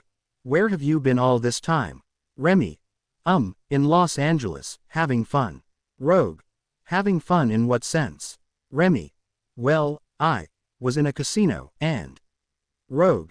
You have a gambling problem, Remy. Remy. Not this again. Listen, Rogue, I don't have a problem with gambling, it's just my way of relaxing from so much stress. Rogue. And haven't you thought of anything else, like origami, or meditation? Remy looks away. Rogue. Don't make things up, haven't you ever thought of other ways to relax? Remy. Well, not exactly, card games were always my best option, since I always played cards with the Thieves Guild, and it made me feel good. Rogue. Why have you never mentioned it before? Remy. I did it, but you never listened to me. Rogue tries to remember, but nothing comes to mind. Rogue. I don't remember. Remy. I told you at Christmas. Rogue. Really? Remy covers his face with his right hand. Con Iron Mask. He was outside the mansion, juggling his daggers. At that moment, Jubilee approaches him. Jubilee. I think everything is going perfectly, you had a good idea making them an appointment. Iron Mask. You had the idea for the reunion, I just modified it to make it a date. Jubilee. Idea thief open mouth smile. Jubilee gives Iron Mask a kiss on the cheek, and he responds with a kiss on the lips. Con Rogue. Rogue. You've always acted childishly, and I've always liked it, but you also have to learn to be serious. Remy. I'm serious, well, not all the time, but I am. Rogue. Of course, sarcasm. Remy. I remember that the day we met was the best day of your life, wasn't it? Rogue smiles slightly. Rogue. Yes, it was, with a small smile. Rogue's memory. We find ourselves in a room with a small awning on the wall with some stars, At that moment, a younger Aurora enters the place with a camera. Aurora. Okay, guys, time for the yearbook photos. Everyone approaches Aurora. Aurora. Who wants to go first? Jean raises his hand. Aurora. Okay, you first. Jean places the camera on the stand. Jean sits on a bench and smiles. Aurora takes the photograph, but when she sees the result, she laughs a little when she sees it. Jean. You'll pay for this, Wade. Wade. Now it's my turn. He pushes Jean aside and sits on the bench. Aurora takes the picture, and Wade quickly approaches to look at it. Wade. How sexy. Scott climbs onto the bench, and Aurora takes the photograph. Aurora sees the camera, and notices something in the photograph. Aurora. I don't think your viewfinder is very helpful. Scott. I like it looking at his photograph. Aurora. Whatever you want. Okay, who's next? Rogue and Remy raise their hands. Remy. Ladies first. He bows to Rogue. Rogue rolls her eyes and pushes Remy onto the bench. Aurora. Smile. Remy takes the photo. Remy smiles and strikes a pose. Rogue finds Remy's funny way of being amusing, and can't help but giggle a little. Remy notices that, and approaches Rogue. Remy. Now you, miss, extends his hand. Rogue takes Remy's hand, with the help of his light-colored glove, and they both approach the bench. Rogue sits on the bench, and before Aurora takes the photograph, Remy kisses Rogue on the left cheek. Aurora. Smile takes the photograph. Aurora looks away from the camera, and is surprised to see Remy lying on the ground, and Rogue with black eyes and red pupils. Rogue. Sorry, I got carried away. Remy. I'm fine. End of Rogue memory. Rogue regains consciousness and sees Remy leaving the place. Rogue quickly approaches him and kisses him on the left cheek, just as he kissed her. Remy is surprised, and at the same time a little scared. Remy. Did you just? Rogue. Yes, I'm sorry. Remy smiles at Rogue, and begins to feel his legs somewhat weak. Rogue. Don't apologize, Cherie. Remy collapses to the ground, and loses consciousness. Rogue. Sweet dreams, Sleeping Beauty. Con Iron Mask. He was still playing with his daggers, but at that moment, he would sense an unwanted presence in the place. Iron Mask. Did you feel it too, buddy? Iron Mask's shadow takes its solid form, and nods its head. They both got into fighting stances, and at that moment, ice daggers appeared out of nowhere. Both dodged them, and would see their attackers in the distance. Iron Mask. This is private property, idiots. Iron Mask's comment angered Bakugo, but he wouldn't let his anger get the better of him. At that moment, something falls from the sky, and as the smoke dissipates, Iron Mask is surprised to see who is standing in front of him. All Might. You're under arrest, Izuku Midoriya. Iron Mask. All right, time for round 2. He gets into a fighting stance, ready for the fight. Iron Mask came face to face with Class 1A, and All Might. Iron Mask's shadow transforms his hands into blades, and he gets into a fighting stance. All Might steps forward, and Iron Mask and his shadow are ready to attack. All Might. Listen, young Midoriya, your best option is to turn yourself in. I'll try to reach an agreement with the Public Safety Commission of Heroes, and all your crimes will be erased from your criminal record, and... All Might couldn't finish, as Iron Mask threw one of his daggers at him, and that would damage him a little. All the students rush towards Iron Mask, but an explosion sends them flying to the opposite side. The smoke dissipates, revealing the person responsible for the explosion. Tabitha. Can't you even drink white wine peacefully in this house anymore? The students stand up, but a wall of fire would stop their advance. Tabitha. Good job, love. Amara. If you like that, you'll love it when I'm fighting. The other X-Men arrive at the scene and watch everything that was happening. Gabby. Ooh yeah, show time. Gabby attacks Class 1A and starts beating the crap out of Mineta. Iron Mask stretches out his arm, and his dagger returns to his hand. Jubilee approaches Iron Mask. Jubilee. Are you alright? Were you hurt? Giving Iron Mask a thorough once-over. Iron Mask. I'm fine, don't worry. All Might gets back up and tries to throw a punch at Iron Mask, but Jean stops All Might's fist with her own hand. Jean. I'm fed up with all of you. Jean's hair bursts into flames, and with a single punch, he sends All Might flying. Iron Mask, Jubilee. Anguished. Jean turns around and sees Iron Mask and Jubilee. Jean. Are you guys okay? Iron Mask and Jubilee nod, looking quite scared. With Laura, she and Gabby were fighting against Momo and Jiro. Momo creates two swords and tries to cut Laura. Laura dodges Momo's cuts, and quickly stabs her in the left shoulder with her claws. Momo recoils in pain, and Jiro tries to help her. Jiro. Damn it. Angry. Jiro attacks them with her headphones, but Gabby grabs them and punches Jiro in the face. Jiro loses consciousness and falls face first into Momo's chest. Gabby. Consolation prize, smirk. Laura. You'd better shut your mouth, and let's help the others. Scott. He and Logan were fighting against Bakugo and Kirishima. Logan brutally attacks Kirishima, causing the boy's hardening to begin to crack.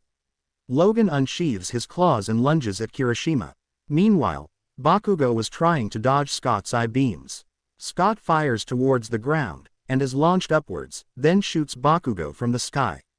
Bakugo ends up taking the full force of Scott's attack, and is seriously injured. Kirishima. Bakugo runs towards his injured friend. Logan takes advantage of Kirishima lowering his guard and stabs him in the back. Kirishima falls to the ground, and is knocked out by the pain. Iron Mask. He, Jubilee, and Jean were fighting against All Might. Jean creates a huge burst of flame and throws it at All Might. All Might dodges it, but Jubilee scratches him with her claws. All Might grabs Jubilee by the neck, but she breaks free by transforming into pink smoke.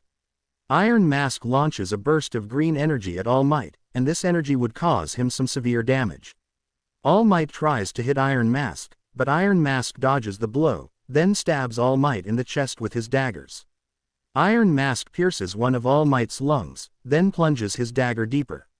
All Might gets Iron Mask off him and punches him in the stomach, sending him flying. Iron Mask lands on his feet, and his shadow covers his entire arm.